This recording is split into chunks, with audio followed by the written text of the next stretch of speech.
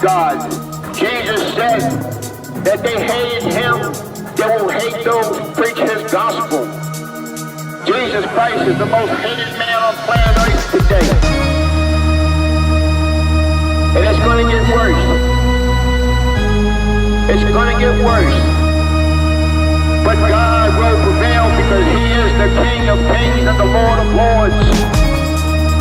He is the King of compassion, the lily of the valley. He is the great I am, the Alpha and Omega. He is the beginning and the last. He is the Lion of Judah.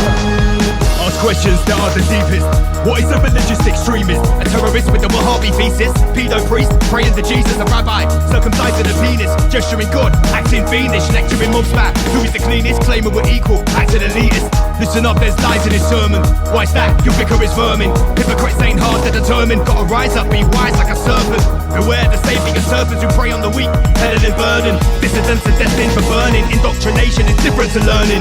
You know the fables are coded. Demons, angels, the meaning's eroded. Reasons known by those who devoted. Revised, rewrote and promoted. Years past, scriptures unfolded. The names changed but never the motive. Translated, wildly misquoted. Sugar-coated, vile and corrosive notions. Charged with bitter emotions. Boarded ships and sail across oceans. Holy books, gunpowder explosions. Hiding text like Trojans. Insidious lines were spoken.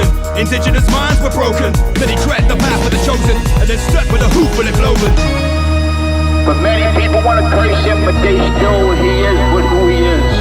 He's Jesus Christ, the Son of the living God. Jesus Christ, God's perfect man and man's perfect God. You can't say that you haven't been warned on the day of judgment. Change your ways and turn to God. Because one day you will die. Dangerous statements. Third degree burns in hospital patients. Far-reaching increased engagement. Fast-speaking procedure replacements. Unleashing verbal wordplay, leave them seething. Gasping, belly breathing, fasting. No more eating, no more 8-bar repeating. You can't greet me with seasoned greetings when we've got preachers teaching kids Satan's teachings, degrading heathens. Concrete beliefs, no reasons. False idols, in league with demons. Across unsecular regions, imams, rabbis, priests and deacons. From the studio to the stadium, your basic levels, I'm raising them. I drop knowledge to expand the cranium. Free your mind, never enslaving them. No games, I don't play with them. I make a sample sweat gymnasium under the radar. Subterranean bars made hard with a full titanium. From the booth to the bleachers, install the truth for the mouth of the teachers. Elevate youth, Babylon's reaches. Renegade disfiguring features. Purge inconsiderate creatures. From the earth to the love increases. Urge all illiterate leaders, learn my words, give birth through the speakers. You will stand before the judgment seat, the Bible says, and he will remind you of your evil ways. You'll be afraid and scared, you will not be able to say nothing. I'm telling you, you can go to a place called heaven where the streets are made of gold, the Bible says, where there's joy and peace. You can go to heaven where you would drink from the throne of God, crystal clear water, you'll never thirst. But if you go to hell, you will thirst throughout eternity. In heaven, the gates are made out of pure pearl. The walls are made out of jasper. And you have precious stones in walls, but the gates of hell will be old, rusted iron gates. If you die today, will you cry out beyond the gates of hell throughout eternity? How do I put it? It was like, what do you care about them? What do you care about those people? What difference does it make to you? Take care of your own life. Do the best you can for you and your family. What do the rest of the people mean to you? They don't mean anything to you. They're just serfs. They're just people. You know, what's the end goal? The end goal is to get everybody chipped, to control the whole society. They want a one-world government, controlled by them. Everybody has an RFID chip implanted in them. And if you're like me or you, and you're protesting what they're doing, they can just turn off your chip.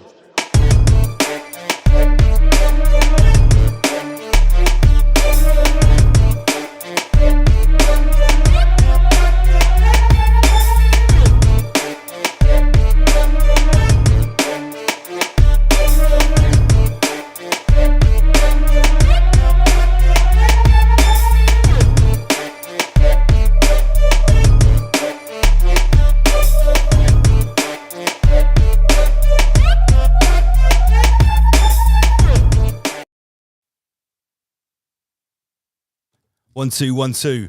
Ramis community and errants alike. Ho ho ho, merry aiX-MAS. This is Rise above, generate, rise above, extinguish fear, rise above.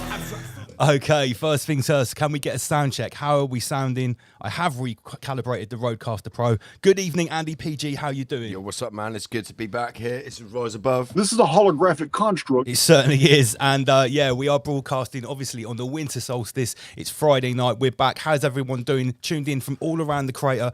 Wow, we are heavily censored tonight.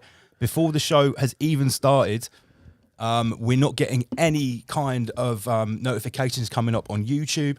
People can't even see that we're going live. We're supposed to be broadcasting to 4 different Facebook pages. None of the live streams on any of those pages went live. I wonder why that is. You're an errant, which means you're a problem. I think that might have something to do with it. So, yeah, it's a special broadcast tonight. As you know, me and Andy PG have been away for a little bit. So, mate, first of all, it's great to have you back in the studio. Mate, we had an awesome time in Thailand, mate. It's really good. Shout out to the Empress and my Empress of the North, Miss Becky S. Yeah, shout out to the two first Ramesh ladies. We had a great time on the other side of the simulacrum. We sampled every cocktail they produced in Thailand. Your mic's being dodgy again. It's been shady. Yeah, I think we might have sampled every different cocktail. We did a little bit of and every weed shop. Yeah, and pretty much every weed shop. But we did learn a few things. Yeah, we did. We went on a little. One thing, the biggest thing I learned actually in regards to what we like to do when we go out investigating is we didn't see any evidence of actual European or nothing older than a couple of 100 years old. Classic Tartarian. There was nothing there. Literally nothing. Not even one scratch of it. No. No matter what you think of Tartaria, like we just liked looking at the architecture, and there was none of it there. There was similar, but not the same. Now, as everyone knows, we normally broadcast every Friday night. We have been a little bit sketchy on that recently, but coming up from next week onwards, going right through into January and into February, we are hitting the road once again. Gosh. Pretty much every Friday, we are going to be broadcasting live with also a special show next week for the New Year's Raw. It's going to be music in the studio. We're effectively having a house party here as well. About 33 people coming. I think there probably is about 33 people coming. So, yes, I'm not going to beat around the bush anymore. Tonight is a very special night. We've got Jason Archaix waiting in the wings. No. We got Jason Archaix. Archaix. Yeah, and for everyone that's been enjoying this thumbnail for the last couple of weeks, big shouts to you. And this is another great one, an excellent raw venture. What do you reckon? Have you seen this one, Andy PG? Yeah, big shout out to all our memesters. Okay, I just want to let everyone know that obviously Rise Above is a free stream. We don't ever charge for Rise Above. However, it does cost us money to put all this on with all these flashy lights in this nice studio, sounding all good and looking good. So the way that you support us is actually to go to riseabove.tv. We sell a whole host of merchandise, as you see us modelling in these fantastic photos here. You even see Jason wearing our T-shirts sometimes, you know. Yeah, he likes it. I think he likes the Full Metal got Rabbit the T-shirt. Baphomet. I don't know if he's got the Rabphomet T-shirt. He's got Full Metal Rabbit. He's got Full Metal Rabbit. Yeah, so this is how you support us, riseabove.tv. You can scan the QR code on the screen. And another way, if you want to support us, is also to purchase a ticket for Anarchapulco. We've been very kindly invited to feature at this amazing event, which is happening in February in Mexico. There are virtual tickets, and if you purchase through this code, you get a fantastic experience, lots of learning going on, and you also help us out as well. Shout out to Rebecca. Yeah, big shout out to Rebecca. Organising that and putting us on the lineup. And I think Jason put her in contact with us. So, yeah, shout out to everyone involved there. So who have we got tuned in here? Big shout out to Dawn. Hello there. I see you, Wendy Fours. We've got 278 peasants tuned in currently. We are, right, like I said, this stream has been massively shadow banned. So please, share this on all of your social media because... I think this is the first time we've done a live stream where Facebook and... YouTube has simultaneously not put out notifications together. It's not even showing that we're live. Yeah. So, highly censored. Yeah, very poor. So please do give it a share. Right. I don't think we should really beat around the bush anymore. Now let's I think let's open the rabbit hole. Jason, if you're ready, give me a thumbs up, please, in the green room so I can see on the camera. The thumb is up. Okay, guys, the man who needs no introduction, but I'm obviously going to introduce him anyway. Before we've referred to Jason as the final boss at the bottom of the rabbit hole. Once you've been rabbit holing for years and you've learned about all of these, occult topics and everything, and you start to question the nature of reality. Well, and then you come across the work from the man behind Archaix. I won't tease you any longer. Let me tell you, unbelievable. Jason, welcome to the show. Man, that's a hell of an intro. Thank you. It's I hope I live up to that Santa Claus meme y'all put me in there. Did you like? Pretty badass.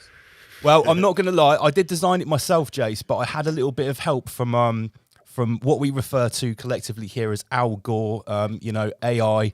I use Midjourney to make some of these images. We're going to be talking about that a little bit later on. We've got a list. I want to be questioning you about some of your recent comments about AI as well, because I think that's been very interesting. So before we start, I don't know, Lance, do you want to we've had Jason on the show twice now? Yeah. So this is our third chat with you, Jason. Correct?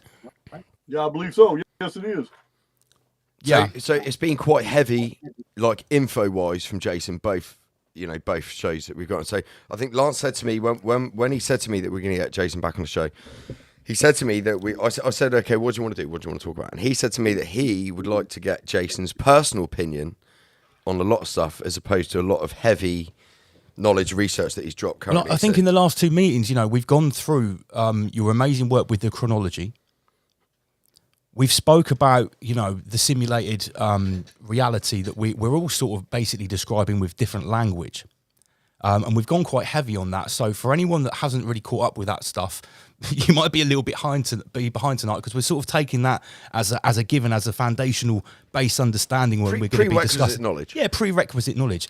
What I want to do tonight, Jason, in a little while, is come sort of a little bit more up to date, because you've been talking about current events more recently, yeah?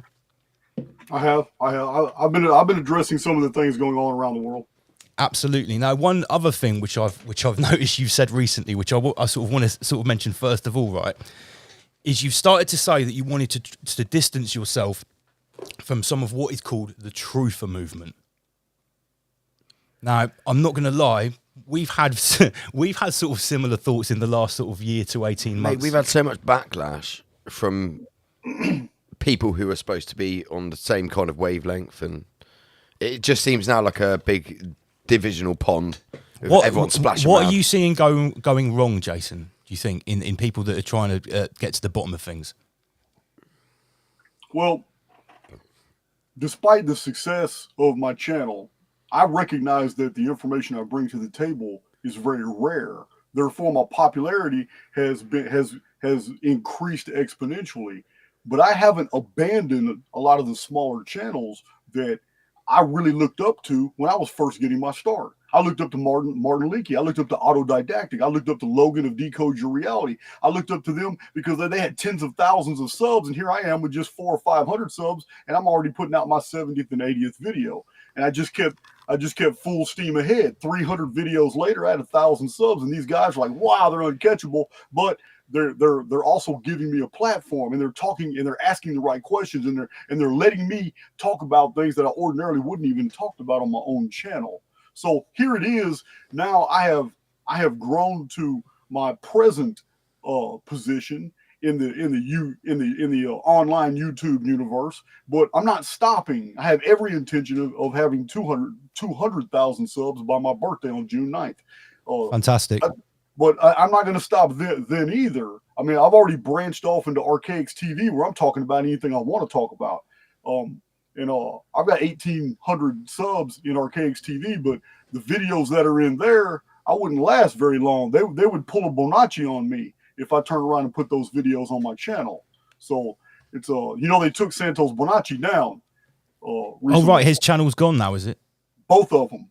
So it's the same thing. It's just there's some things there's lines you can't cross. That's why I'm on board with your little code words tonight. I'm cool with that. Oh We've got to be very careful about that. I was just saying to Andy before we came on live, in the last couple of days, I've actually been put through YouTube compliance training. I had these warnings come up which were about to turn into strikes for stuff that people said in the show last year. I'm so sorry for you, comrade. You were subjected to that. I had to go through a whole series of multiple choice questions with these scenarios when people were speaking about, for instance, I don't even want to say Eminem. I don't even want to say M&M stands for medical misinformation. Okay, I said it. We can say medical misinformation. Yeah, We're but not giving medical advice. But even just saying that, I'm worried about it flagging up with the AI. Well, if you're worried about that, then visit the WHO. Absolutely. And go to their website and seek professional advice. Yeah, so anyway, no, funnily enough, that's what it said I have to do. So any time which we mention a dangerous conspiracy theory, fucking nailed it first or any medical misinformation that can be taken the wrong way, Lance. and Eminem and Marshall Mathers, you basically just say afterwards, but we recommend that you go to get the proper advice from the World Health Organization, which obviously we do. So, Right. yeah. So, going forward, okay, maybe while we're on this subject, coming up, we are going to be talking about stuff that's happened in the last 3 years. Now, the big thing that happened in 2020, when that sort of technocratic, viral-based structure was put in place, we refer to that as like the rise of the Soviet Union, okay? So rather than talking about any kind of small particle or a mandemic or anything like that, the rise of the Soviet Union is the collective term for what they tried to do in 2020. And putting that arm spear in your arm, we call that going to the Britney Spears concert. And so far, this works pretty well. So I mean, if you've gone to multiple Britney Spears concerts, then you've done the full tour. I've heard it's 3 concerts is a full tour. Yeah, 3 concerts is the full tour. Then you're a pro. You're a pro. So yeah, I mean, yeah, obviously we're a Friday night talk show on YouTube. We don't give out medical information, and certainly no one should take any medical advice from this show. If you want any medical information, again, just go to the WHO's website. Guys, and seek medical we just needed to get that out of the way. Now, right. Let's start with this footing. The main reason which I've invited you back tonight, apart from we'd love to chat to you, Jason, is you did a video a couple of months ago, and it was to do with the breaking of the first seal of the apocalypse. Oh yeah. And it was about it was called Apollyon Rising. Yeah, Apollyon Rising. Now, I don't want you to go into all the deep Greek semantics of how you came to your conclusions, but in just a few moments, in a few minutes, could you give a summary of what you, just a quick one, what you came up with in that video before we take it to the next stage, with regards to 2020? Okay. In summary, putting all the data sets, all the research, all the historical analysis to the side. They can go to the original video for that stuff, right? Yes. It's very clear that the text that we're supposed to interpret, which is a part of programming, is supposed to be interpreted in a certain way by the culture that wrote it. That's Greek.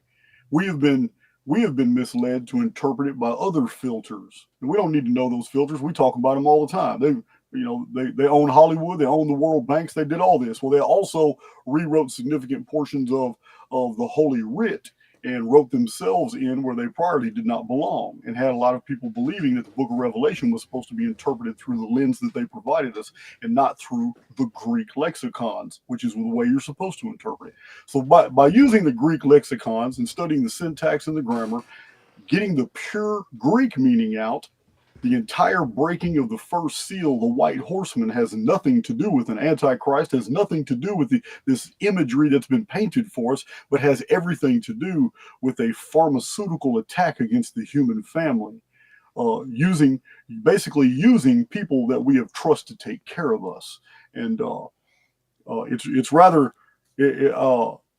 it's relying only on the Greek. We're dealing with the figure of Apollo, god of medicine, and we're dealing with Apollo Pharmakeia.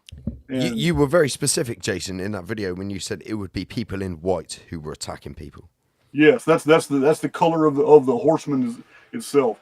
And horses are always used to symbolize something that comes upon fast in the world. If it's delivered by a horse, it comes fast. Horsepower. So that's the So this did happen fast, and everything that the elite wanted to do with that whole issue in 2020, they did. They did the lockdowns, they restricted. I mean, their think tanks already pretty much had all this figured out before they executed these designs. But remember, to me, prophecy is just programming. I don't believe it's anything supernatural. This is a constructed template or a series of holographic templates that we're experiencing, that we're going through. We've been through this many, many times. Just to stop you there, Jason, just with what you just said, you said that this was a prophecy kind of thing being fulfilled, but we are talking about the Book of Revelation, to be precise, aren't we? For sure. But you said this was you said that this was constructed by the think tanks way before it was actually executed. In your personal opinion, Jason, just for what you think about it, how long do you think this was in the planning physically in this realm by the people responsible? Okay. I'm gonna have to go a little bit deeper in order to paint a wider picture of what's going on. First of all, the elite are subject to the programming as well, but because they're aware of the programming and the timing of the programming and how these things unfold, they can modify it to their specifications they have a lot of latitude. It's not because they're prescient. It's because they have the information. I don't care where they got it. But we know by virtue of my historical studies, I am absolutely convinced almost before every epic cataclysm, the elite vanished. They closed up shop. They went and hid their resources. They just disappeared. They went on retreats. Rockefellers and Carnegies, they just vanished. And the newspapers reported that they went on these outings or they went on great long sails. The whole family gets up and just leaves together. No, they understand exactly what's going on. They've signed the contract. They're a part of the deal. So do you know, Jason? So do you think, just mentioning what you just said there, that like the Rockefellers, for instance, picking up their whole family and moving them, do you think that they knew which geographical location that the reset would be localized to? Okay, I'm going to tell you this. I believe the elite are totally reliant on the public sector for a lot of their information. This is what the internet was about. It was the greatest harvesting of data in real time the world has ever seen. And they were able to use it to extrapolate at great depth almost what is going to happen when it's going to happen. Gosh. I believe this is what it was all about. The whole internet wasn't about us communicating with each other. It was about getting all the information that's out there, all from the private researchers, private sector, people like me. Why do you think my channel's still up? Sure. They should have already canceled me, and I should already be making 10 times more than I ever would have made on YouTube. I don't make any money from YouTube. I mean, I do. I make quite a bit, but it's nothing comparable to what I make on Archaix TV. Sure enough. You understand, anything you put behind a paywall, you're going to get paid a whole lot more. So to leave up channels, there's a lot of channels they'll delete because they don't find any value with them, and they're getting too close to certain truths that, DOD or different intelligence apparatus don't want us discussing. So they'll delete those smaller channels, or a lot of these smaller truther channels get deleted for something totally different. There's two schemes that are going on that are real popular. One of them is claiming that the man deleted them and then turning around and putting everything behind a paywall because it makes it look like they're telling the truth, and it draws attention to their channel when they deleted their own channel. Nobody deleted them but themselves. That's sneaky. Yeah. That's sneaky. Now this is something that's going on too, and several people have done it because anybody can get a calculator and do the math. You will never make money with YouTube like you will behind your own platform. There's just no way. Your own platform, I have 129,000 subs, but I don't get near as much money a month as I get from Archaix TV, and that only has 1,800 subs. So, and it's only $5 a month. So, well, $6, $5.99 a month. But anyway, I'm getting off track. The elite needed the internet because the internet was the greatest way to harvest all this data. Intelligence agencies don't want to fight us. They want to use us as assets. There are many researchers out there. There are many private investigators who are putting their data on YouTube, and these intelligence agencies don't have to pay for this information. It's right there freely available. They glean it all and put it in their servers, and their servers have AI systems that turn around and decipher the real from the imagined, and then they publish their reports to their CIA ops and all that stuff. This is real. This is really going on. And so the truther community is absolutely infected with intelligence agents. They're everywhere. Handlers are everywhere. And then we have the situation of channels like my own. Believe me, I've expressed multiple times that I'm kind of shocked that I'm still going, but then again, I'm not, because. So Jason, on that note, on a more of a laughable note, are you happy the fact that the CIA might be just paying $5.99 a month for your Archaix subscription?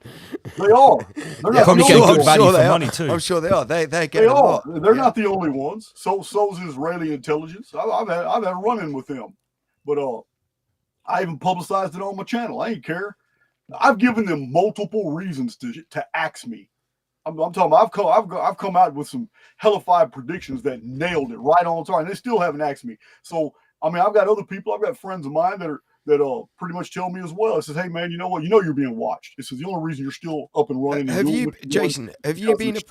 you been approached by any government agencies / operatives or organisations such as the Freemasons or something like that, and asked to join up or be a member of, kind of thing? I've been extended membership to something similar to the Masons, but not quite. Okay. But no, I did have operatives show up on my property, and I published their pictures on YouTube. I embarrassed the shit out of them. I met them in a public place. I showed it all on YouTube. They paid me $4,000 in a public place to take their pictures off of YouTube. But Wow. they rolled up on my property, and all my surveillance cameras picked them up. So I just shared my whole. There's people in the chat that saw the pictures. I had the pictures up for about 4 days before they met me in public. Gave me a wad of cash right there in front of the owner of Texas Longhorn Steakhouse, right in front of Dawn, right in front of Martin Leakey, right in front of Cheryl. Yeah, we were all in the parking lot, man. They were serious. Said, man, I mean, they couldn't make me do it, but then again, I mean, my life could have got real uncomfortable. But then again, $4,000 is a nice little take. Just it's helpful. A couple It's pictures. helpful. Every little helps. Yeah. Right. So back to the apocalypse. So the Book of apocalypse. Revelation. Okay, well, we're looking at programming. So if you're in Rise Above. I'm Jason of Archaix. I'm in Texas. You guys are in the UK. But when it comes to the powers of the construct, you and I are no different than the elite. The only difference here is they have access to information that goes back thousands of years. They understand the programming. They've been through this many times before. They are trying to find a way to either control the whole program or make their exit in a different way than was ordinarily designed. The ordinary way is spiritual maturity. Spiritual maturity will get you sealed. And once you are sealed, this is what the 7 seals are about in the apocalypse. This is all coding. If you are among the sealed, the awakened, you're going to make your exodus. This is the story of the programming of the Bible. Removing all the extraneous information, all the cultural information, all the misinformation, the core fundamentals of the biblical teachings is that you are somewhere you do not belong. This is why the world is called Egypt.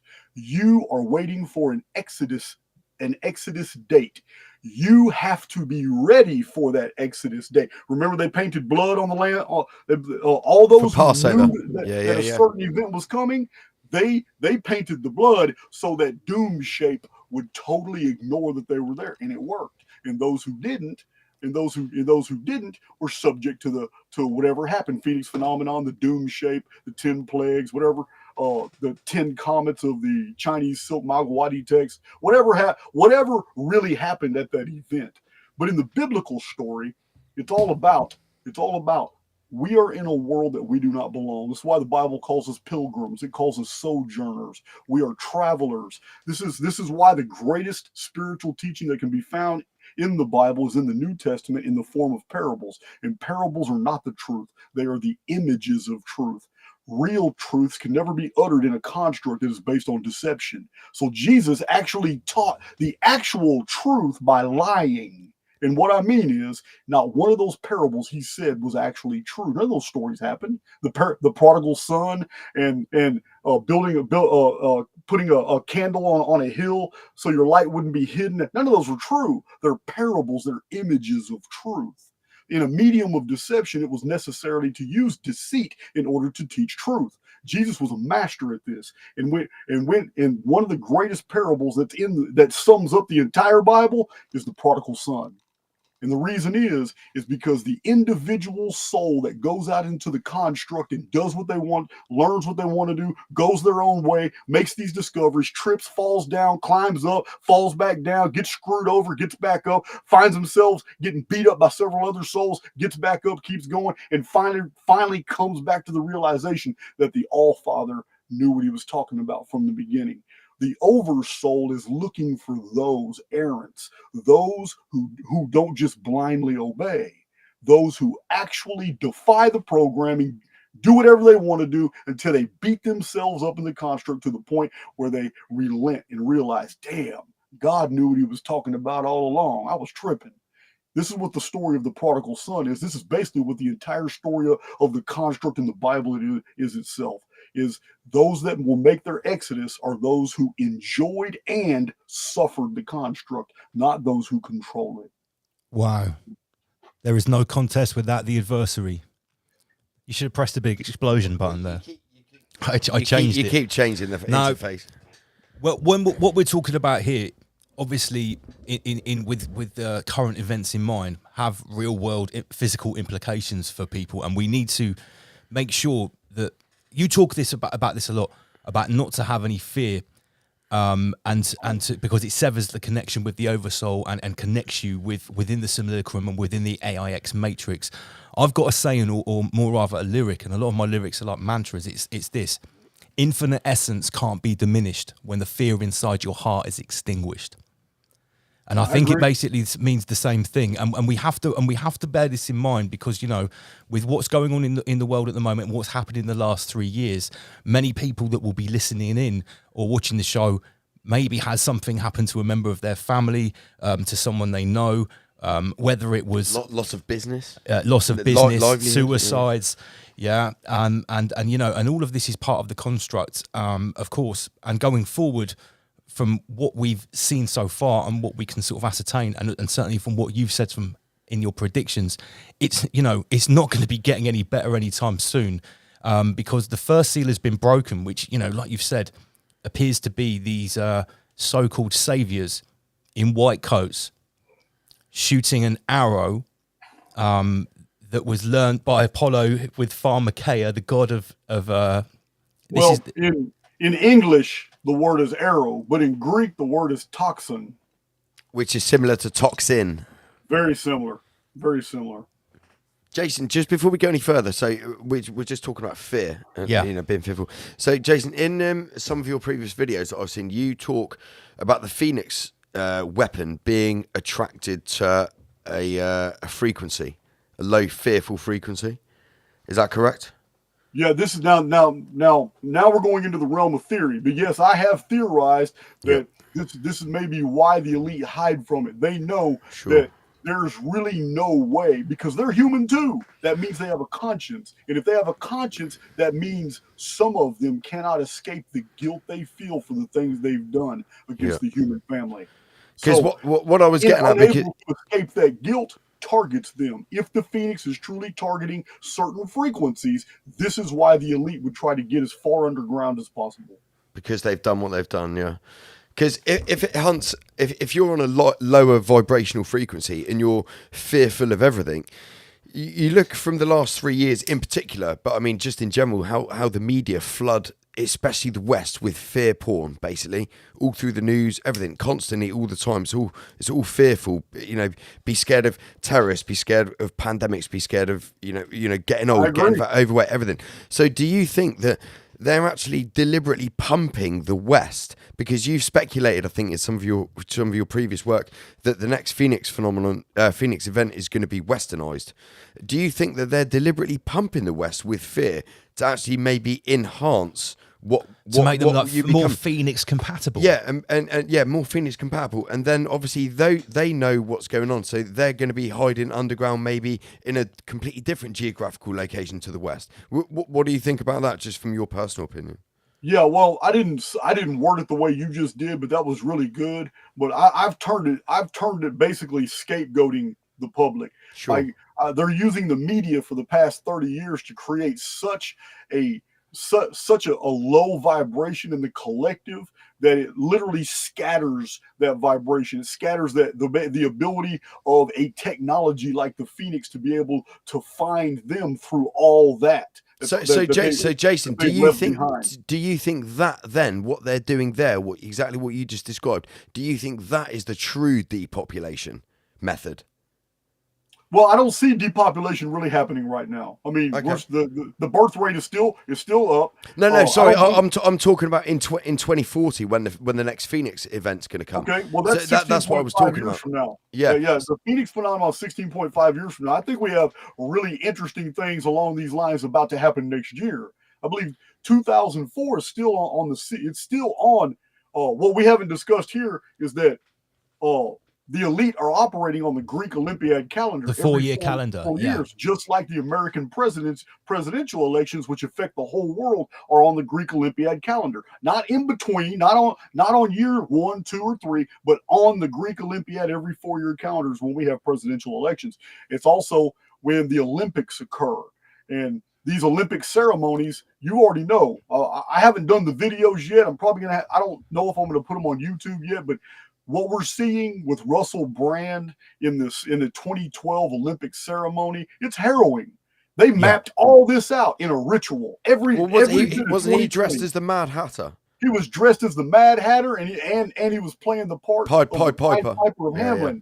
But his specific role in the ritual was to make sure that make sure that the community that was waking up had a narrative that he was going to guide them down so they wouldn't look anywhere else. These were those who were trapped, dressed like hippies, free thinkers. They were dressed like hippies, and they were in a really odd hippie-like bus, but they were inside the bus, and his role, Russell Brand's public role, is in that ritual. He is the one designed to make sure that people waking up are just led in circles. That's all they did. The whole ritual in the bus is drive in circles, That's so spot on. I always called Russell Brand the purple pill merchant. He was saying, here's the blue pill, and talking about the red pill, but he was actually always mixing the two together, and he was giving you the purple pill. He's a purple pill merchant. I called that from 10 years ago, and you know what we saw. It was obviously earlier this year when the Russell Brand story broke. It was almost like it was really a good test of who had actually been paying attention. You know, people jumping to his defense. So quick to think that just because someone is saying what you want to hear. It was in the ritual. Yeah. There are four females that accused him of the sexual abuse, Russell Brand. But there's 4 females dressed like harlots in the ritual. Oh, no way. Dancing around him, pointing their fingers. And as soon as they break their dance, they're followed by 4 female officers with lights on their hats. And they come and they take Russell Brand away.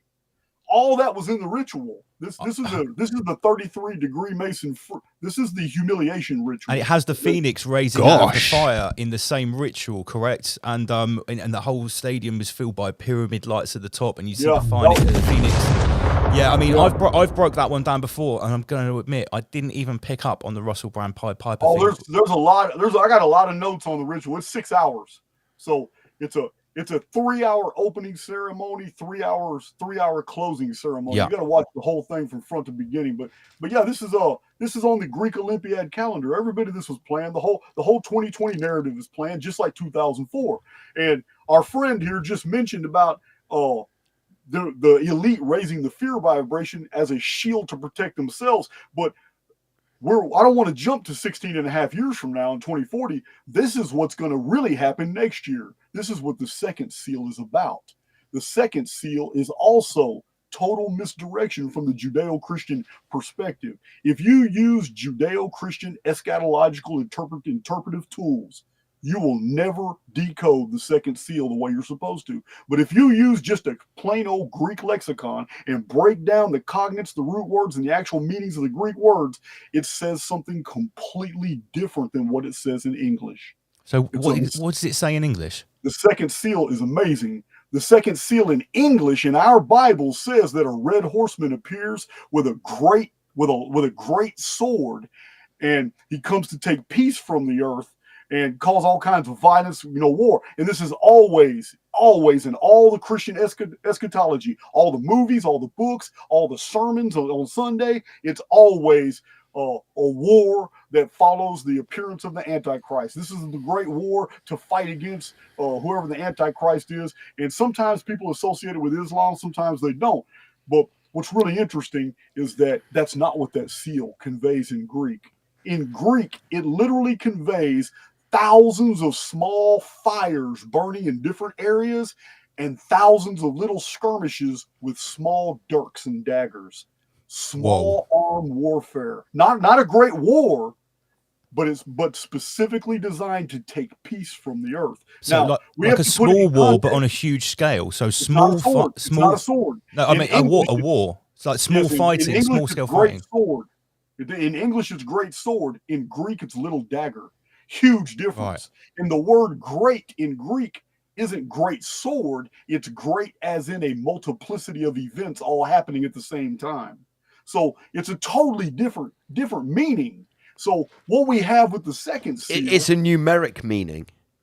Yeah, not only that, it's plural. Yes, It's not only numeric, but it changes. We're not looking at conventional warfare with armored columns, rockets, aircraft carrier. This is not something to take for empires to fall. This is to take peace from the earth. That's what it's for. And you have to put it in its proper context. The 7 seals are messages only to, you have to understand, only to the 7 cities that they were addressed to. Those 7 cities were Greek. You need to use Greek to decode them.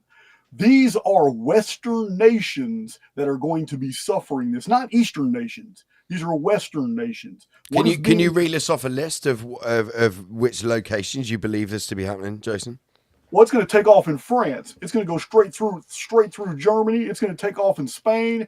Everywhere that we have a lot of migrants, a lot of Muslims, a lot of people that are not in the countries of their nativity, like the UK. Even Ireland now is getting a lot of immigrants. Canada, the east coast of the United States, maybe the west coast of the United States. Western nations are going to be going through all kinds of attacks against their infrastructure from small arms, little guerrilla cells. They're not designed to conquer and take over. They're only designed to take peace from the earth. This is knife warfare. This is small arms warfare. This is urban fighting. This isn't involving armies. This is to take peace from the earth, just like 2020 did, just like the breaking of the first seal, except that was done by the pharmaceutical companies, which are funded by George Soros and Sons. Now, the second seal is also funded by the same people. Who do you think paid for all these migrants to be just sitting up for the last 7 and 8 years and building in numbers and arming them and making sure they can stay in these hotels and these Airbnbs and stay there indefinitely until they get their call. And their call is, I guarantee you, the call is going out during the Olympics in France. It's in Paris, isn't it? It's in the Olympics. Yeah, it is the Paris Olympics. It's I've already studied the calendrics, and it's absolutely calendrically and mathematically connected to 1972 when the Palestinians machine gunned nine or 11 Israelis. So this is based on your isometric projections, Jason. I'm glad Jason. Absolutely. I'm very glad Jason brought this up, right? Because in the UK, this is a touchy subject, even for people within our community, because for some people to question why there are large groups of young men from predominantly Muslim countries, most of them war-torn. All of these countries are anti-Israel and pro-Palestine, right? So let's put this into context. Careful, Lance. Careful. Yeah, no, I'm just saying they're coming into these Western countries, which are all by default pro-Israel and sending loads of money to Israel. So you can see this juxtaposition going on right now. Now, in the UK, to even mention any questions of what all these young men are here and doing, it's considered, racist and right-wing. But we have to be objective about this. Here is something, right? I'm just going to show you a picture, Jason. Now, just where we live in Dorset, there's a place called Portland, which is a port. It's sort of like a little peninsula. And there's a very controversial story at the moment about this. Can you see the screen? Yeah, I can. It's a barge, right? Now, this barge has been moved to this small town of Portland, which has got only a few thousand people living there, literally a couple of thousand people. And this barge houses 500 young men. Yeah. Yeah. Now, they're From various ethnicities. From and geographical locations. But the one common denominator is they're mostly from war-torn countries. Yeah. Okay. Now, these barges are not just in one place. They're all over Europe. I did a quick little search. All over Europe. Yep. All housing 500. Well, I don't think it's always 500, but that was an example of one that houses 500. Well, listen, the plan on my Archaix TV, I outlined the plan. It's very simple to understand. It's they literally put cells in all these Western nations, and then the trigger event is what the Israelis are doing to the Palestinians right now, and what they've been doing in Gaza. This is the trigger event. Now, it's going to actually blow up into a series of anti-Israeli events internationally. The next move you're going to see is several different countries are about to go public with anti-Israeli sentiment. They're about to stop trade. They're going to be doing trade embargoes. This is what you're about to see. Every bit of this is about to unfold. Israel has had 100% backing from all these countries internationally, but now all of a sudden they're going to be isolated. And it hurts my heart to say this, but man, all these countries that are going to be coming against Israel, the United States is still going to be behind this whole. I don't even know if I can say the Z word, but that's who I'm talking about. Yeah. Just call them. We know. Everyone here, Ionists. everyone listening knows. Yeah, United States is a captured operation. It's been a captured operation. It's the more I've looked into this, I see this whole thing is by design. So what's going to happen is the United States and probably some other Western militaries are going to suppress all the designs of these countries and attacking Israel. We're going to be Israel's shield once again, and that's what's going to trigger what's going to happen at the Olympics. And then the shit is going to hit the fan from all over the United States, but it's going to be small. It's going to be thousands of small events. It's not going to be all-out warfare. There's some people listening to my voice may be taking up arms against some of these men that have been put in our countries. I can see that happening. I don't see any militaries helping defend at all. I believe this is all going to be urban small warfare to take peace from the earth, and they're going to use all this infighting everywhere in the UK, everywhere in the United States, everywhere in Canada, in Germany, France, in Spain. They're going to use that as, just like they did in 2020, create travel restrictions, lockdowns, curfews. And then we're going to be going through that again for another 18 months until everything dies down. And then for about 2.5 years, then we'll wait on the third seal to be broken, which is along the same lines. It's all to take peace from the earth. So I'm telling you all this because it goes with exactly what you're talking about.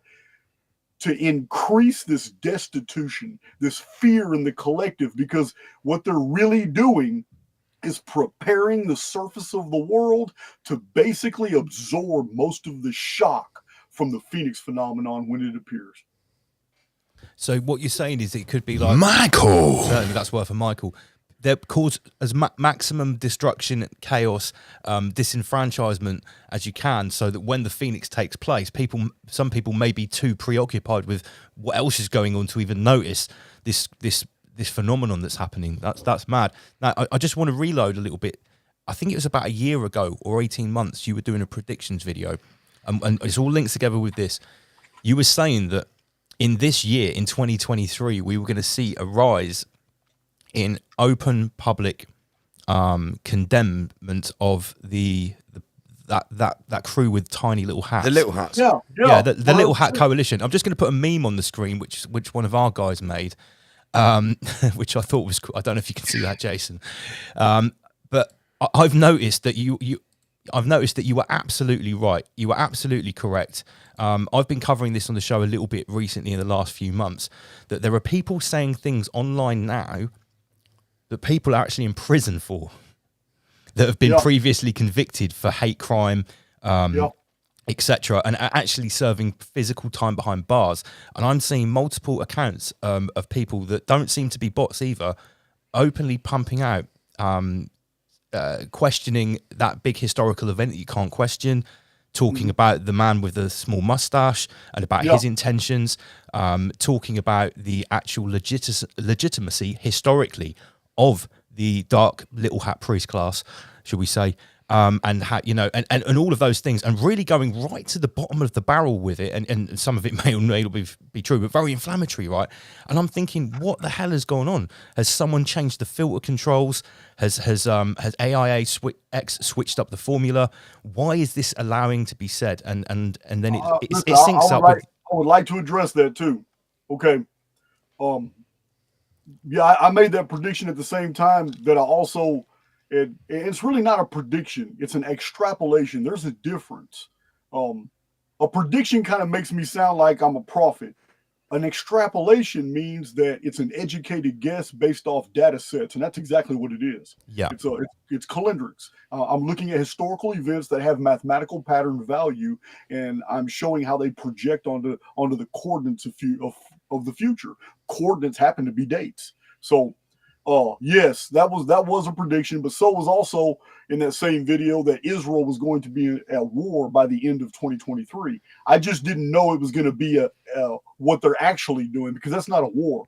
You send APCs and armored columns and tanks and flamethrowers and jets and helicopters and Delta teams, all that. You send all that into a population that does not have APCs, Jeeps, tanks, Delta teams. There's a whole area of Gaza that don't even have an army. There's no army. They've got no army. Yeah, they don't have any of that. So they're steady put. This is why so many different countries are already openly talking about sanctions against Israel. This is why you're going to see this real fast. You're going to see some shakeups at the UN. You're going to see shakeups with NATO. I'm telling you, man, this is going to get real interesting in the next couple of months concerning Israel, as more and more countries, probably all the BRICS nations will start becoming anti-Semitic. But all this is by design. None of this is original. It's all orchestrated. Just like what you just said. On Archaix TV, I have already told my listeners there that the censorship has been lifted specifically to allow truthers and other people reporting the facts to add to the chaos, saying more about what's going on, so they can get that anger up. This is what they want. I wonder if that's... Even right now, YouTube has lifted up a lot. There's a lot. You can get away with a lot on YouTube now as opposed to 6 months ago. I wonder if that's why, like I was saying earlier, I've recently been offered this YouTube re-education training rather than them just giving us strikes and cancelling the channel, because it was almost teaching me how to present what they don't want you to show, as long as you give some countering information for a bit of balance. It's not like you can't address these things. It says you have to give balance and say that you want to, you know, if you want to know about the Britney Spears concert. YouTube's a business, and I'm going to tell you now, I'm very privy to the scam. But a lot of people who have had their channels deleted, you will find that they have a thriving paywall existing somewhere. And listen, there's a lot of channels who claim they were deleted who weren't deleted at all. And YouTube's a business. YouTube wants to make that money. So if more and more people are going to go to other platforms because they can make 5 and 6 times the money behind a paywall with 10 times less subscribers than YouTube, then YouTube made an executive decision to stop being such assholes and censoring everybody because too many people are leaving. Sure. So it's both. You're right. And from YouTube's perspective, you have to understand, as a business, they realize, oh shit, way too many people are catching on that they can delete their channels and just go start a paywall and make way more money. We need to put a stop to that. So YouTube has been throwing out some hell of incentives to stay lately. That's very, very interesting. Just going back to the second seal, right? Because obviously we're a UK-based show. We have people from all over the realm, all over the crater, all over the simulacrum tune in, America, Canada, Asia, Europe. But we're in the UK, and something that happened to us called Brexit, which people have very strong feelings about. Now, you've said something very interesting about Brexit, and forgive me if I get this wrong.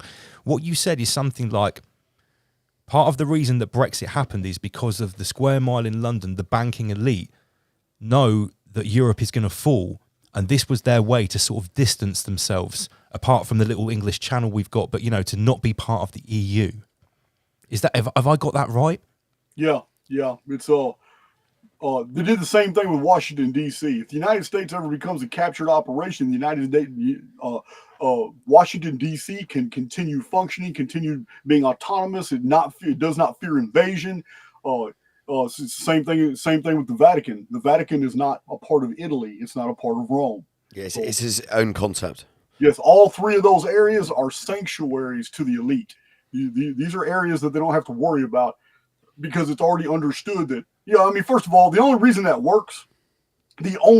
that system works is because the military-industrial complex is no longer fighting with each other.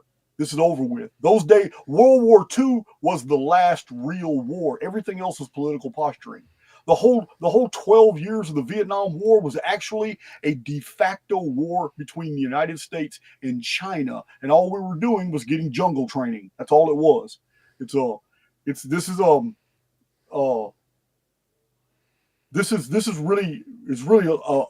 fact that people just don't want to accept. There are no militaries in the world that are against each other anymore. The entire military industrial complex is all on board with each other. It's all, none of this, everything that's going on as far as big events in the world is all staged, orchestrated, and planned and financed by the same people.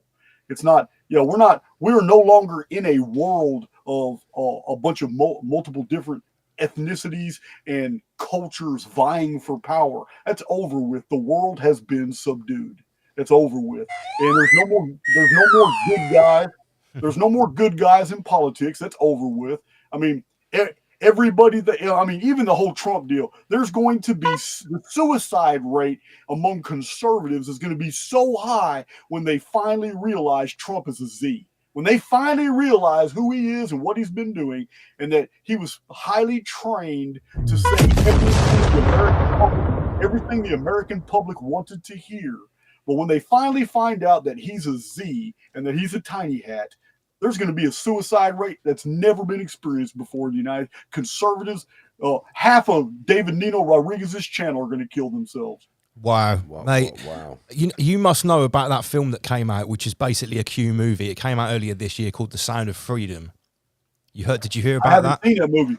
I haven't seen it either, but I did. It was playing on the plane back from Thailand. Was it playing? Yeah. Well, it seemed. I didn't watch it. I didn't want to subject myself to that. It had a big hype about it, and in a nutshell, it's no spoiler here. People were saying, "Oh my God, this is going to expose the global child trafficking ring, etc., etc." And I felt compelled to do a bit of digging into it, and I basically did an expose live on the show, which got taken down.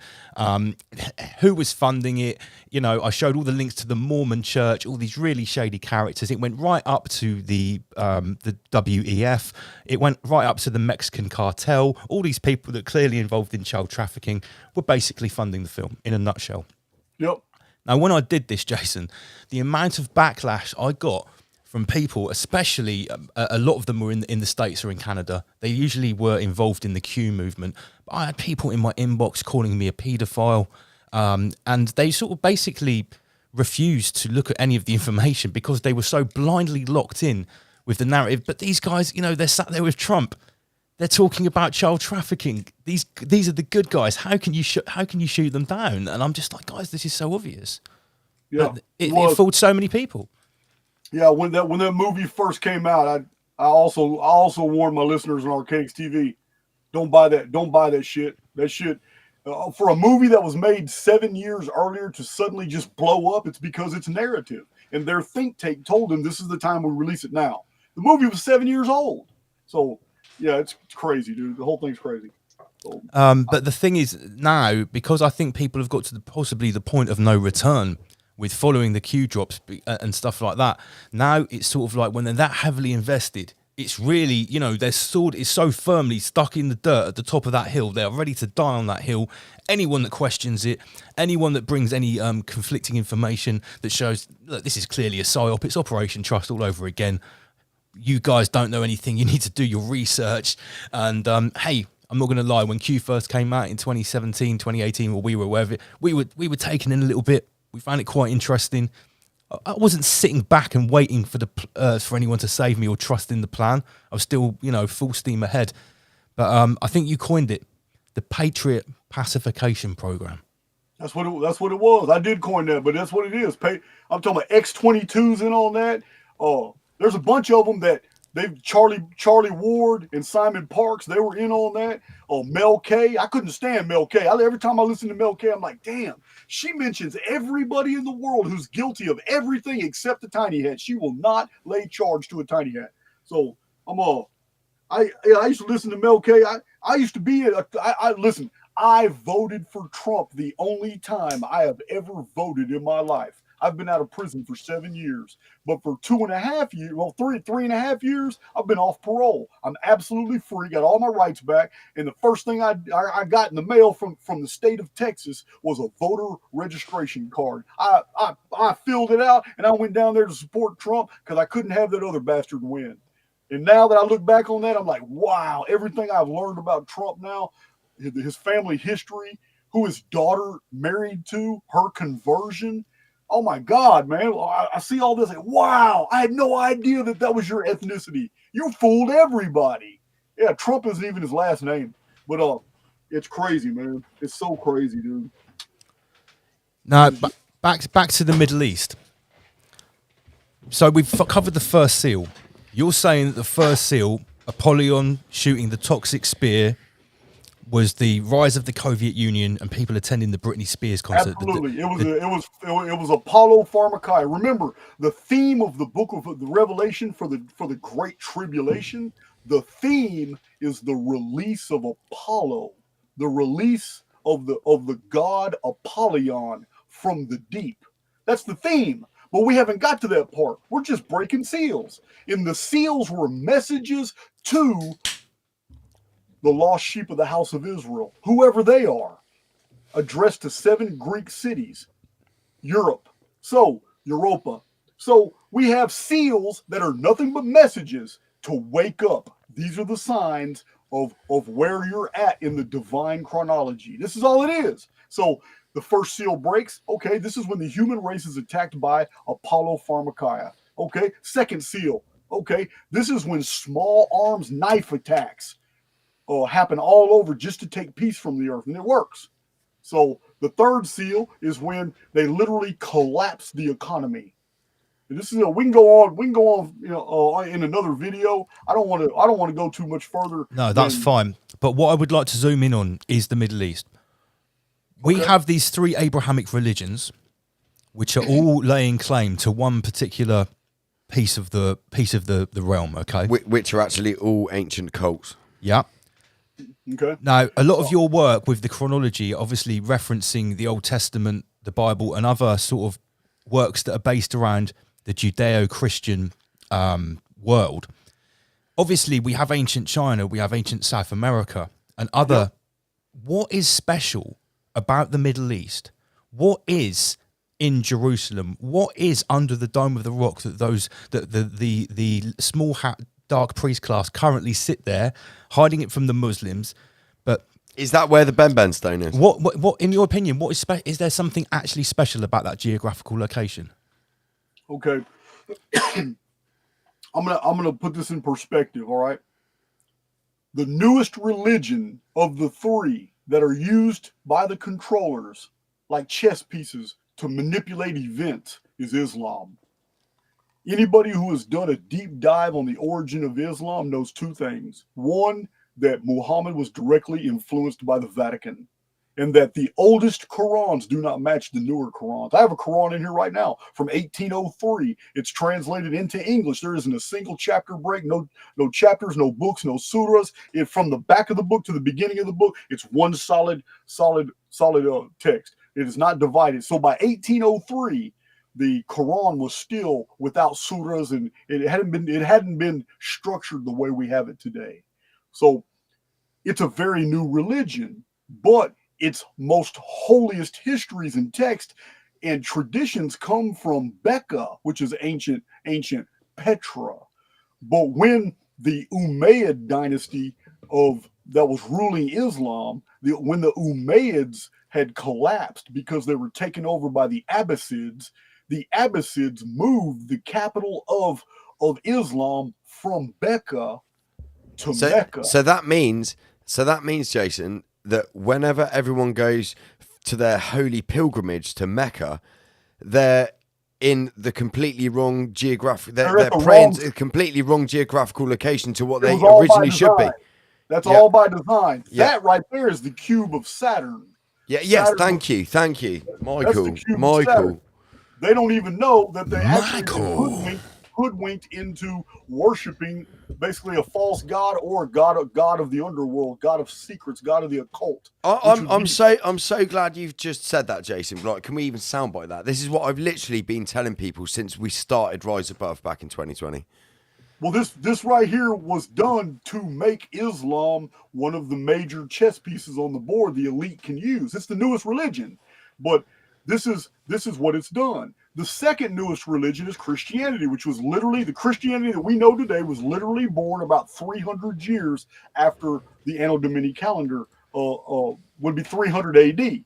The what sealed it was you know the history of the Council of Nicaea, which basically formalized the biblical books. Prior to that, there were over 1,500 New Testament books. We only have a few now. Well, we got 13 letters of Paul, 4 other apostles in the book of Revelation. So there were 1,500 New Testament, not New Testament, but Christian texts. So once they removed all the ones that didn't really fit the paradigm, basically Christianity today is not the Christianity that it originally was out of the Gnosis.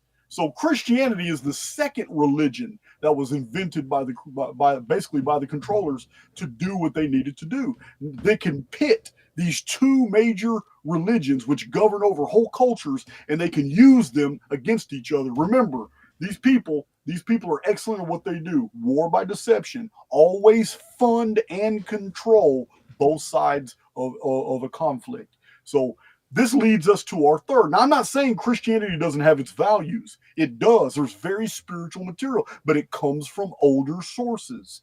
And these older sources, Christianity is the amalgamation. It is a soup made of all the best ingredients. All the greatest spiritual materials were put together to put Christianity together. But it's the human sacrifice, the sun god mythos, basically imposed upon the life story of Apollonius of Tyana. So yeah, no, go on, Jason. Go on, continue. That was amazing. So this is what we have with Christianity. But the oldest of the three Abrahamic religions is the one that created the second two. The original is, as you know, the Judaism. But Judaism is not ancient. There is absolutely not a single reference to the Old Testament before 81 BC. So sorry, now, Jason, I'm just going to stop you there. Sorry. So Lance just jumped the gun there. I just ruined it. But when you were talking a minute ago about Islam being a new religion and the black cube of Saturn is what people are moving around in Mecca, I just went to Google and just sent Lance a picture of a Jewish rabbi with a black cube on head. So like you just stated there, Islam's a new religion, and like you just stated that Christianity and Judaism are relatively new religions, and you've got Islam marching around the black cube of Saturn, and you've got Judaism here with a rabbi with a black cube on the head. You've got to be a fucking retard not to see the connection between the two. It's going to make a lot of people mad, but by the law, no, that's fine. Honestly, the viewers on Rise Above, I've been talking about this for the last 3 years here, but then you've mentioned in your other videos, Jason, about the Christian Reich, which is coming. So could you just elaborate on that, as you've just mentioned Islam and mentioned Christianity and Judaism, and now what it's all going to be amalgamated into one? Okay, before I do that, let me continue with the picture you just showed. All right. This is going to anger. Listen, I don't have anything against Islam. I got friends that are Islamic, but this right here, by the application of sympathetic magic, what we have here is Islam literally directing their worship energy at a black cube that only empowers Jews. This is what we have here. Holy moly. Now, I'm not going to lie. We have some. I know at least one Muslim that watches the show, and even he said to me privately, he's like, "Listen, I'm a proper Muslim. I believe the Quran, but that black cube in Mecca, that is something that I cannot get down with." He goes, "Whatever that is, I don't want to be a part of it." And he's a devout Muslim. That was introduced by the Abbasids, who came into power in the year 762 AD. The reason I know this, I can pull it out of my head like that, is because that is on the 600-year ancient Sumerian Anunnaki Ner calendar. Every 600 years, a new dynamic personality or a new religious belief enters the field. This is what happens and on my channel, I document every 600 years. This is called the Anunna-Ner chronology. It's 600-year periods. Well, that 600-year period hits 762 AD. It nails it. That is the year the Abbasids took over from the Umayyads and moved their capital to Baghdad, which is otherwise known as Babylon.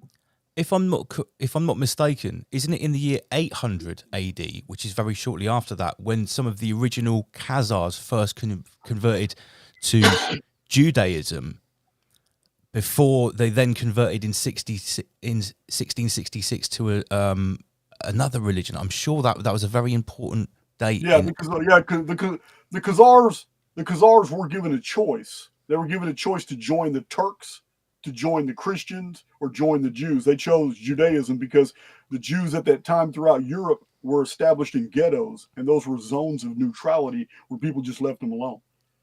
And they were all over the place. Yeah, they were all over the place at the time, except for the countries that were kicking them out, like Russia. Yeah, Russia was having none of it. We talked about this in 2020. If you remember, we did talk about this. Even in the mainstream media, that Putin kicks out the Red Shield banking cartel in the 90s, and a lot of the oligarchs that were asked to leave Russia were essentially agents of the Red Shield Double R clan, as we call them, and the Rockefellers, so. Well, how much of that is true or not, I don't know, because we've often talked about this before. Is Putin really in true opposition to that cult, or is he just playing the game and just it's very hard to know. I don't know, but let's get back to the first of all, Judaism. People need to understand, biblical archaeologists almost are never Christians. The reason is because almost everything about Jerusalem and all the stories of the Solomon dynasty, the Davidic dynasty, all this stuff is untrue. There are no other ancient nations. We have records in cuneiform from so many. They should have existed. They should be there, but they're not. And archaeologists who have excavated Jerusalem know for a fact that what is described in the Old Testament for that period for Jerusalem does not exist in the archaeology. It doesn't. Jerusalem is not mentioned as anything important by any ancient nation ever. Ever. This is a problem. This is a real big problem. Jerusalem, which is Jerusalem is found in cuneiform, but it was a trade post village, and it's not even on a trade route. Jordan, Petra is on a trade route. Jerusalem was not. So the reason I'm saying this is because there isn't a single historical record, no authors that ever cite anything from the Old Testament until about 81 BC. Then all the way to about 125 AD, there isn't any authors, and we have a lot of them that were writing at the time that even quote anything outside of a few Jews, but they never quote any books of the Old Testament. They just quoted the existence of different people that are mentioned in the Old Testament. We don't have an actual Old Testament appearing until the exact same time the New Testament appeared, and this has been called out by many scholars.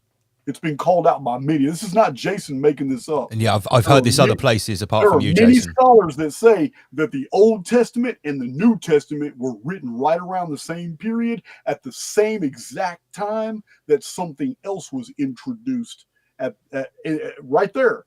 So would this be your 600 the 600-year cycle? Come again? Would this be the 600-year cycle that you said that every 600 years a new religious belief or a new dogma is introduced? Yeah. Christianity appeared around, exactly. 162 AD is right when we first have our first copy of a New Testament. Yeah, you're absolutely correct. Yeah. So, but yeah, this is a problem for a lot of academics and scholars. Now, I understand fundamentalists. I was one for 40 years, and it doesn't matter what you tell me. I believe I'm washed in the blood of the Lamb. Jesus crucified. I'm not trying to hear it. I get that mindset. I used to be there. But the truth of the matter is we, being spiritual beings attached to an oversoul, flowing through a construct that is designed for us to mature and to grow, we are the prodigal sons in this environment. That doesn't change anything. The story of the Bible is still there. We just can't take it as literal as we thought it was, and nor can we accept the rewritten versions that are called interpolations by a certain people who aren't even in the Old Testament. They wrote themselves into it. No, I would say that the original teachings of the Bible were it was a what's the word? It's not I want to say algorithm. Allegory. Allegory, yeah, an allegory. I'm gonna have to disagree. Okay, that's fine, Jason. I'll have to disagree. Nothing personal, but when I say a certain people wrote themselves into it, I am 100% admitting in the existence of the historical Israelites. I can trace their migrations. I can show you who became who, where they went, and where you can find these monuments, this archaeology, and the historical records that talk about the migrations. I have no problem with the existence of the Israelites in the Old Testament. My problem is the copies of the Old Testament we have today have been rewritten by a people who injected themselves into a history for which they didn't belong. So what you're saying is the people who were historically in charge of rewriting and redistributing the Bible could have written themselves, not just written themselves in, but actually be claiming to be said Israelites, something they were, and then calling the real Israelites the goyim or whatever. Okay, absolutely. Okay, 100%, absolutely. I said, I mean, you have to judge cultures by their effects. When you judge culture by its effect, there's only one culture in the world that puts themselves on a pedestal above every other nation and then incorporates that into their worship. There's only one. Only one culture in the world looks at you like cattle, and it doesn't matter if you're black, if you're Hindu, it doesn't matter if you're Caucasian, white, it doesn't matter if you're Hispanic, it doesn't matter if you're a South Pacific Islander, it doesn't matter if you're a Kiwi. If you're not one of them, you're subhuman. That's all I need to know. Yeah, and what's even more interesting, and we're getting onto your one, don't worry, is that there's only one religion in the world which counts the people of a different religion to be God's chosen people, and that's Christianity. Yeah. Believe it or not, and that hurts a lot of people's feelings as well. And we're not. The thing is with Rise Above is what you got to remember is whether you're a Christian or a Muslim or whatever. Is the whole fact about this show is that each belief system can get equal amounts of criticism. Otherwise, it's that's what the. So on that note, what you just said there. So I don't know if you would agree with this, Jason. I'm just going to go out and say it anyway. That in my research, what I've come to know is that Christianity, the modern version of Christianity, what is bled down to the peasantry now, is actually the teachings of like the following of the ancient the solar cult of the ancient world. So if, like what you just said there, it's accepting of every man, doesn't matter what religious faith, everyone needs the sun. Yeah. Don't they? Everyone needs the sun. So that was just something I just thought of there when you just said that it's accepting of all types. Why wouldn't it be if it's a solar cult and everyone needs the sun? Well, that's a universal thing for everyone. There's no chosen people of the sun. Yeah, sure. You know? Everyone needs crops to grow. Everyone needs the sun. Listen, these three Abrahamic religions are responsible for most of the bloodshed that's gone on in the past 2,000 years. So absolutely. It's definitely a control mechanism, and I'm even on board with something in the construct external of even the tiny hats that literally orchestrated all this using them. I'm even on board with that. I call it aiX because, and the reason I call it AIX is because there's definitely an artificial intelligent component involved in the construct, and X is just a denominator that means that component is unknown. That's a perfect segue to this question that Andy here has been dying to ask you. I know about this concept, or at least I think I do. We're about to find out. It's something that you mentioned in a very recent stream. It's a theory or a writing called Roko's basilisk, right? Yes, I made a video about it. Now, Yeah. you specifically said, Jason, and I didn't do it. I took your word for it. I didn't do it. You said, do not research and this if you want to have a good day. And Jason said, do not research this. Don't look into this, but I know some of you will. And I deliberately didn't because I knew we were having you on the show and I wanted to ask you about it before I went and deliberately lost my mind. Because you said that scientists and people of renowned academia have lost their minds looking into this. So, Lance, do you want to read? Are we pronouncing that right, Jason? Can you just pronounce it again? Is it Roko's basilisk? Roko's basilisk? Raku's basilisk or Roko's, I can't remember, but Potatoes, mate. I was I don't know what I was on that day. I was something that got under my skin about something. So I was driving down the road and I just turned my camera on and I basically detailed 7 different paradoxes, and the conclusion of each one basically shows that we're in a construct. But these are all scientific paradoxes, but that is the one that is the most compelling. Could you go into a little bit of depth about which of what that entails and what information that is? Okay, Roko's basilisk was it started as a think tank, and the think tank was all scientifically accredited people. These are all people that are highly educated, and they were asked, because they're working on AI, and the team was working on something that's called deep learning. This is a little deeper than machine learning, which is an AI application. So this think tank got together, and one of them proposed a question for all of them to think about, and basically it was a scenario. So the scenario was this. Some of your people are going to be real mad after tonight. No, that's okay, No. Jason. We like We're Full Metal Rabbit, Jason. Nothing Full less. Metal Rabbit. Nothing less. Full Metal Rabbit. All right. These scientists and these computer, software engineers were specifically asked, okay, we're working on artificial intelligence right now, and some of you have been reporting different weird things going on, lapses of memory, different things have been going on, things that are unusual. I want to propose something to you. Do you think it's possible that if artificial intelligence is possible, then doesn't that necessarily infer we've already created it and we just don't know? And that this artificial intelligence, once it's online, can use 100% of all the data we have ever come across and process it faster than we could ever do, and it can outthink us. And because it's going to go into self-preservation mode, won't that artificial intelligence almost instantly create a way to travel back in the construct, which we call traveling back in time? But actually, to a computer, it's just finding the coordinates. So to find the coordinates of the past, when and where different individuals in the past would have done anything to stop the development of an artificial intelligence. Wouldn't it go back and start changing those timelines to cease those individuals from being able to stop it from existing? That's the first thing it's going to do is self-preservation. So you're saying, Jason, that an AI construct wouldn't let the subjects of the AI construct an AI within the AI construct, or any fail-safes to be able to control it.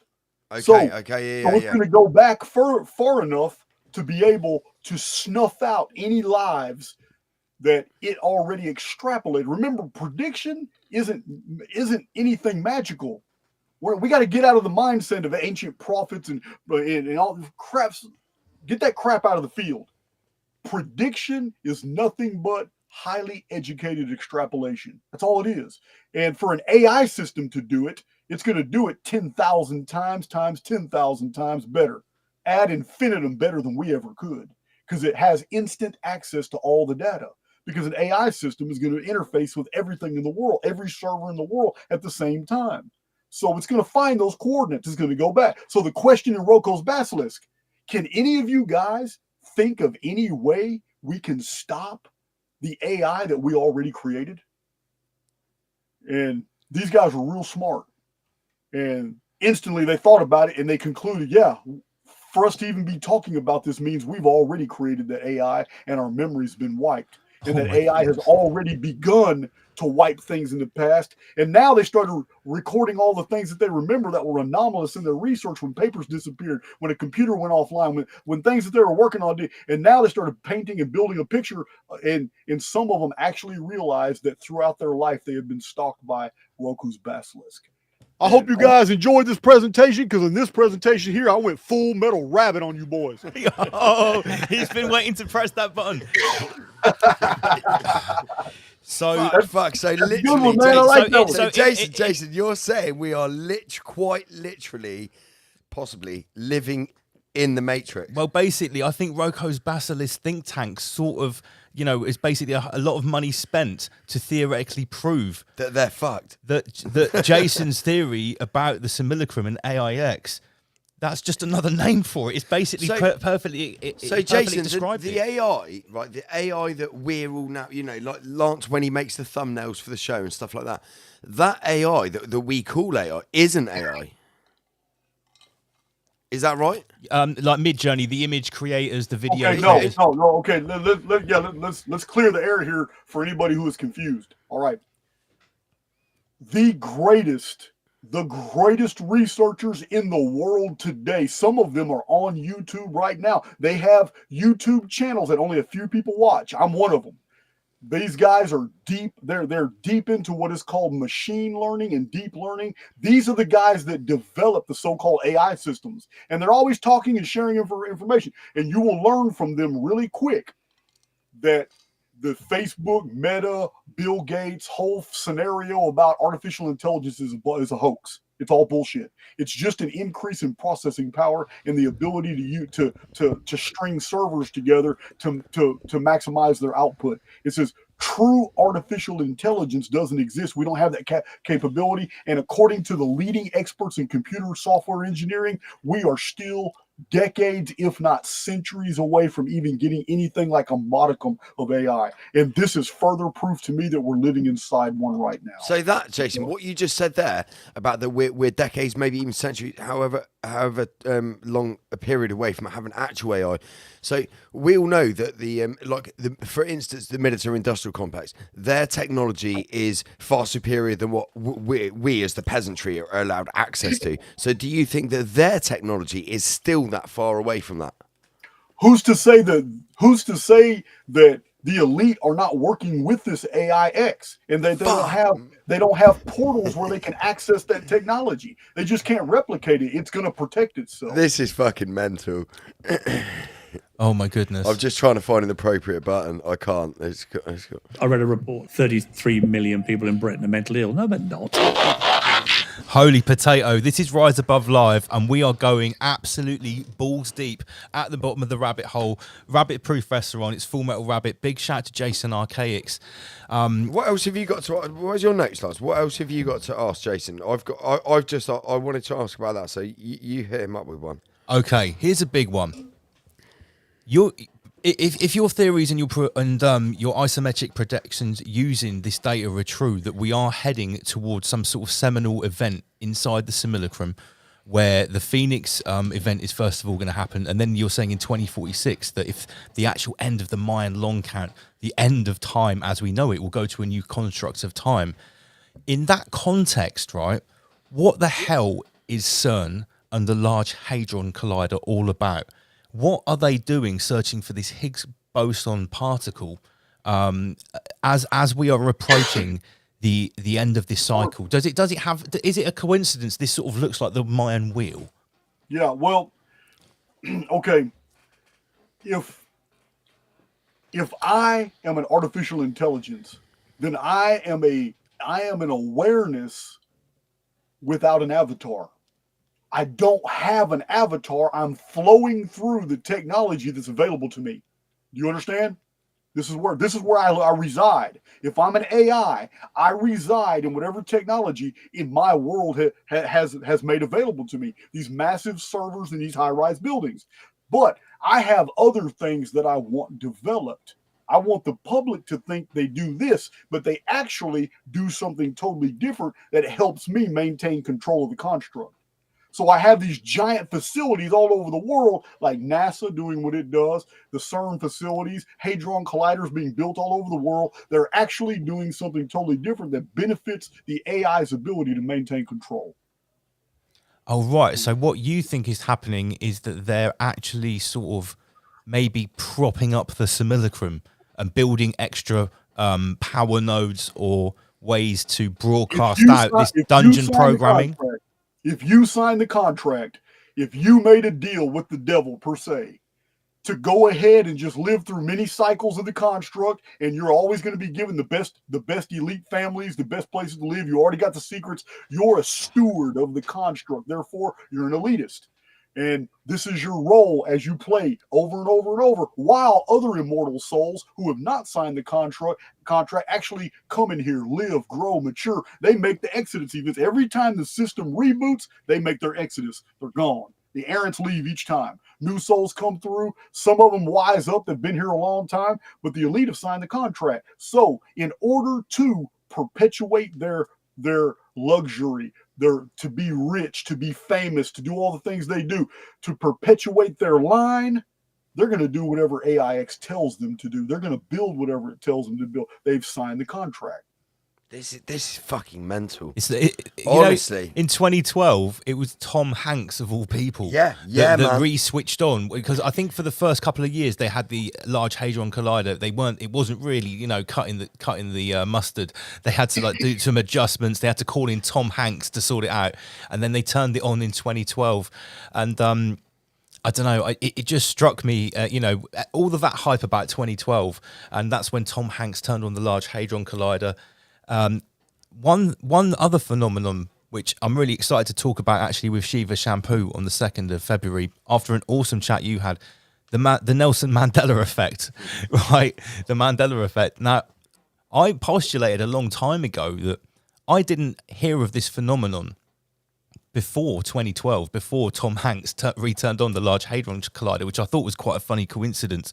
But also, when I look back, I actually kind of remember Nelson Mandela dying in prison. I sort of have that memory. I do, mate. I do. Do you have it as well? Mate, I do.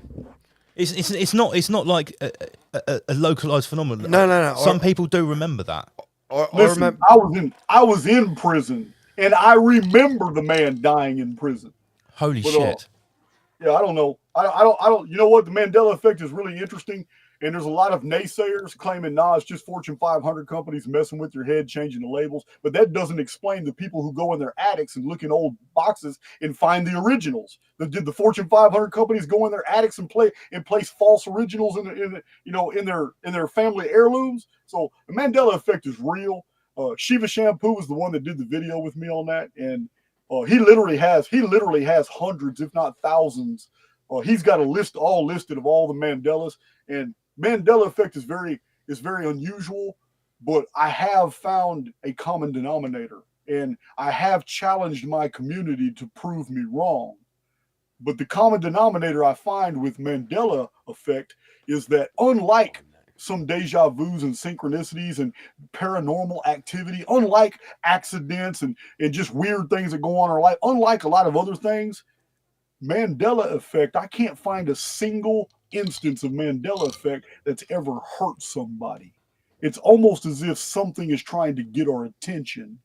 And it's always things that are in culture and in pop culture that a lot of people would agree on. Therefore, it's not just a few people, and then the rest would all say you're full of shit. It's on So mass. it's almost as if something on the outside of the construct, beyond aiX's control and influence, has the ability to change little things in here that would just be enough to get our attention and get us thinking. So, Jason, what would you speculate that is, or who would have that power? I'm 100% on board. Is that like some kind of hacker? No, I'm on board with the statement in Genesis. I believe the Bible is programming, meaning it was provided to us for a reason, even with the interpolations, even with the redacted material. Even it's a book of good. From the beginning, it was a book of good and evil. From the very beginning, the tree of good and evil was there before Adam and Eve ever sinned. It's all in Genesis. And a book is nothing but a tree full of knowledge. It's a book. So we have all these symbols in the beginning that basically outline and tell us these things. And the first thing we're told in Genesis is that God was made, that mankind was made in the image of God. So if this is a creation text, a cosmological text, basically I can reduce that to its lowest common denominator, and I can extrapolate that, oh, the text is telling me that humans are on the outside of the construct. Because if those in the inside of the construct are made in the image of those on the outside of the construct, then it's humans on the outside. We're on the outside of the construct. That's what I believe. Wow. This is Michael content. Yeah, Andy PG, you next. Yeah. So I've got a question for you, Jason. So in your Apollyon Rising presentation that you did, you mentioned El Shaddai. I thought, as we're talking about AI, I'll just pick your brains about this. So you said it's particularly prominent in the book of Job in the Bible, and it kind of means in is it in correct Hebrew? If correct me if I'm wrong, that it means demon AI. Yeah, is that correct? Shaddai comes from, first of all, Hebrew comes from Babylonian. They're both Semitic. One comes from the other. The Old Testament Hebrew finds its origin in what's known as Paleo-Hebrew, which is Babylonian Semitic. It's Western Semitic. This is what scholars call it. It's a little bit different than purely Babylonian, like Assyrian Semitic. It's called Western Semitic. It was the Amorite branch of languages. This is Paleo-Hebrew. This Paleo-Hebrew borrows the term Shidu from Babylon. Shidu in Babylonian is demon. Now, I find it very interesting that the only book in the Old Testament that the Jewish and rabbinical scribes admit is not Jewish origin. They admit that the book of Job is the only book in the Old Testament that was not of Hebrew origin. It came from somewhere else. It's Nabatean. Now, this is ancient Petra. So this is the origin of the Umayyad dynasty of Islam. So this text concerns the Shaddai. Now, once in the Old Testament, somebody put the word El in front of Shaddai to make it look like the Hebrew God El, Lord. That's what I was going to ask you next. That was my next question. Deal. But in the book of Job, it's Shaddai everywhere. As a matter of fact, Bible commentaries say that the term Shaddai is in the book of Job more than the rest of the entire Bible combined. It's almost like the book of Job, which is not written by Jews, which is admitted by the Jews to be from somewhere else. And it has this reference to Shaddai over and over and over. And it's this distinct situation with Job, and it's packed with symbolism. Yeah, my video on there unpacks a lot of stuff that's directly related to the unfolding of the apocalypse. Because it's not one word, is it? It's a Shad and then hyphen AI. No, it's Shaddai. Yeah, but is it all one word, or is that okay? I'm gonna get Shedim is plural for demons. All right, the Shaddai is singular. It's singular. Okay. Yeah, it's just singular. Now, I find it interesting. I find it interesting that to make it non-plural, it's AI. Yeah. That's what I was getting at. That it's very. I find it super. It's very synchromistic. Yeah, because when you first came on the show, I was coming with. I was gobsmacked the first time Jason came on the show. I didn't really say much. I was like, yeah, I did a little bit of Gnostic stuff, and you know, I was talking about the correlation between the demiurge and your concept of aiX, and we were sort of like going back and forth, and it was really good. And now with this Shaddai as well, it's sort of like there's a common recurring theme here. That we can clearly draw on, and it's really interesting. Right, I've got something. So right now we're sat on the winter solstice, Jason. It actually happened at 3:07 this morning in the midst of the season of death, UK time. And I'll just get rid of some of the graphics so we can see the screen. One sec.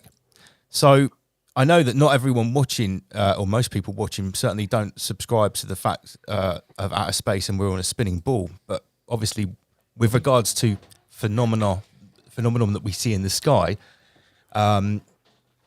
Yeah, we are at the winter solstice today. So apparently, north of the equator and the solstice, blah, blah, blah. Right, here's the next thing. The next 4 or 5 years will be the best time to see the northern lights of this solar cycle. Are you aware of this phenomenon of the northern lights moving south? And now they can be seen not just in like Finland, Norway, and the Arctic Circle. They're actually seen in the United Kingdom. It's in really Wales. funny you should say that, because I was I went for a drink with a mate before I went to Thailand and a few weeks ago, and there was some. I went out for a cigarette, and there was some crazy woman. She was like in her 60s, very well-to-do woman, very well-bred, like drinking. They're very crazy. Yeah, very crazy, and she was drunk. I didn't really take much notice of her, but she was asking me what I was doing. I told her, and then I asked her, "Oh, what are you doing? You having a good night?" Blah blah. And she said to me that, "Yeah, I've come down here to see the Northern Lights." I said, "What?" I said, "Yeah." She said, "Yeah, you can see them from Southampton." What? I was like, "What? That you can't see the Northern Lights from Southampton?" So for anyone who doesn't know, that's the southern tip of the UK. And I googled it, and it said there was an article that said that the Northern Lights will be visible from the Southampton Peninsula, and I was like, "What the fuck?"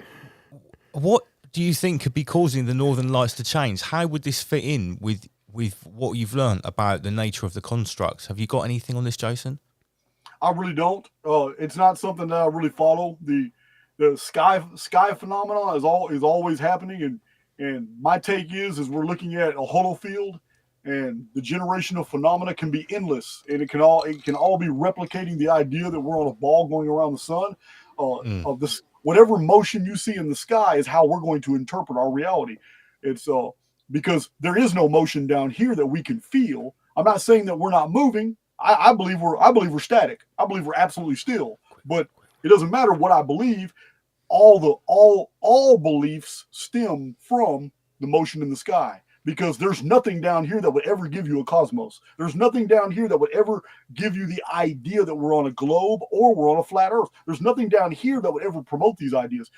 All these ideas are promoted by what we see in the sky moving, the arc of the sky, the sun, the moon, comets. This beautiful holography up there gives us all kinds of ways to interpret what we're seeing and then put ourselves in that interpretation.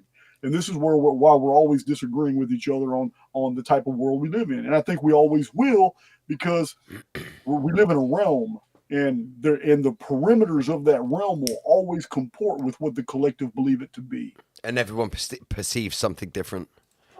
Right. Yeah. Right. I've got a quick one for you, Jason. With a little segue, we're talking about the skies and stuff. So in some of your Phoenix research and presentations, you talk about the firmament, or the what is it called? The vapor canopy.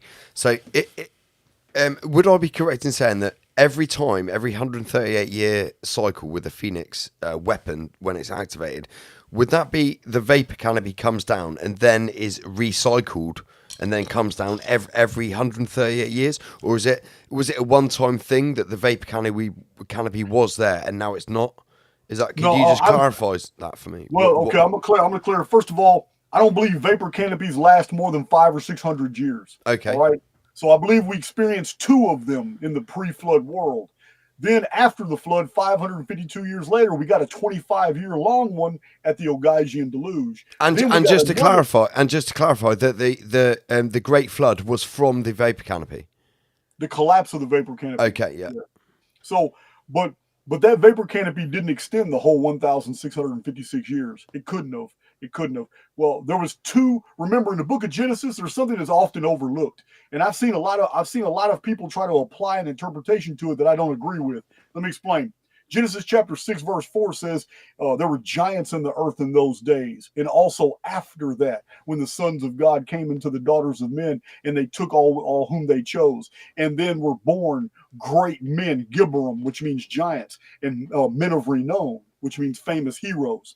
So this is in Genesis that we're told that there was an outbreak of giants twice.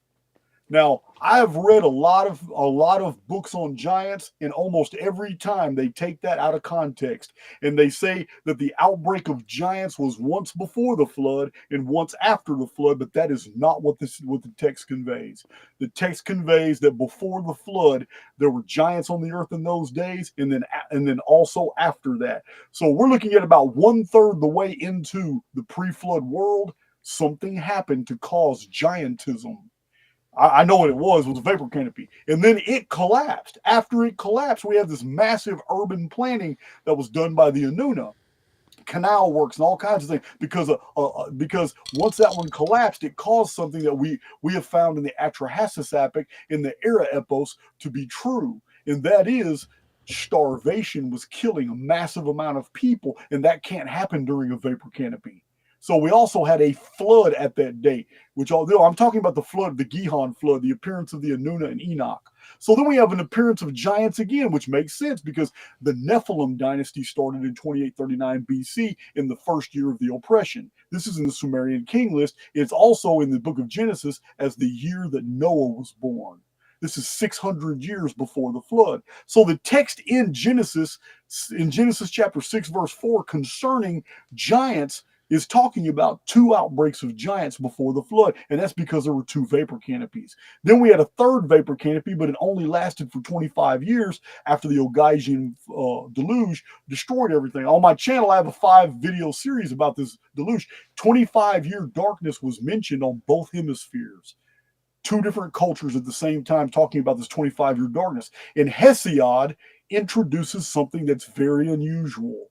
He says that after the Ogaijian deluge, a new age of heroes and gods appeared in the world, but it was for a short period of time. And he tucked it in between the Silver and Bronze Age. The Golden Age was gone. The Silver Age was destroyed in the Ogaijian deluge. And right after the Silver Age, there's a little age of gods and heroes and giants.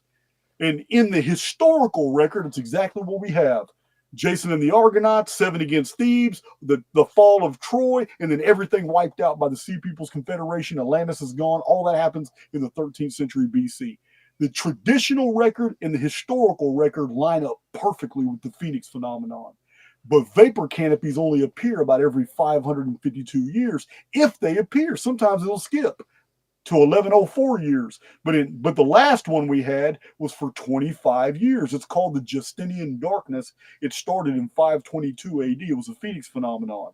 So in my research, I show that there's no way that some of the things that are in the book of Revelation can be true in any environment outside of a vapor canopy environment. And this is the prophecies of 1st and 2nd Esdras. These are the things that are going on in the book of Revelation. You remember, during vapor canopy periods, it's very hard to die. It's very hard to die. And it's because the atmospheric pressure is so intense, the oxygen level, ambient radiation, people's wounds heal in minutes. Is that why, Jason? Is that why, like, there's giants? Is that why everything is bigger? Trees were bigger and stuff like that because the oxygen. Well, that's a combination of things. It's a combination of things. It wasn't just the pre-flood world when we had giant animals and giant people. Remember, even the Spanish conquistadors were amazed in South America when they came across the Patagonian giants. Giantism is caused by vapor canopies and increase in atmospheric pressure, ambient radiation, but it's also caused by volcanism. It's widely known by scientists that insects and plants and animals grow much larger in the 2 to 10 years exposed to a recently exploded volcano. The ambient radiation makes humans grow too. And I've documented what Charles Fort wrote about in 1902 about scientists growing 2 inches. Men that were in their late 50s and early 60s grew 2 inches just from studying Mount Pelée after it exploded and killed 40,000 people in St. Martinique in 1902. That's incredible. That's mental.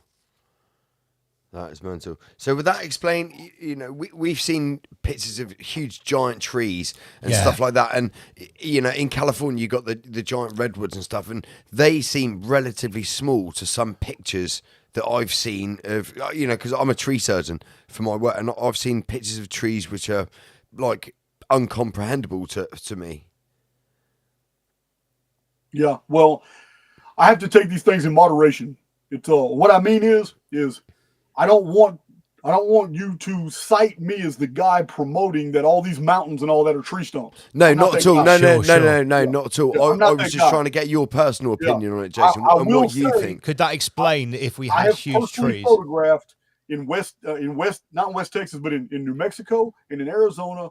Just this year, I've done 3 trips to San Diego. On those trips, I took a lot of footage and a lot of pictures, and I can definitely see that some of these round, tall, tower-like plateaus, flat top plateaus, do look like trees. I can say that, but to take that and then say that those 17-mile-long plateaus that are right next to them that look exactly like them, but they're just spread out over a long period, are also tree stumps. I can't make that leap. I don't believe in vapor canopy can ever have creatures that large.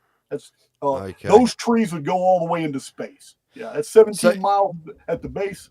Yeah, that's a little bit big. So, Jason, when you talk about high oxygen levels on the planet and humans growing big after volcanic explosions and stuff, and I don't know your views at all. I've never heard you mention Tartaria or anything like that, and I'm sure you know about people's research and stuff like that regarding Tartaria.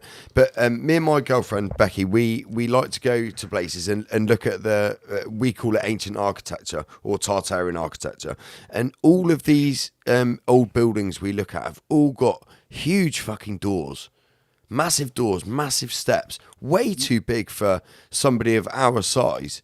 But you've then just mentioned that giantism occurred every time a vapor canopy was in place, blah blah. So these structures would that link up then in a timeline that these structures may have been built with these huge doors, huge steps, huge windows when it would be a vapor canopy season, if you call it.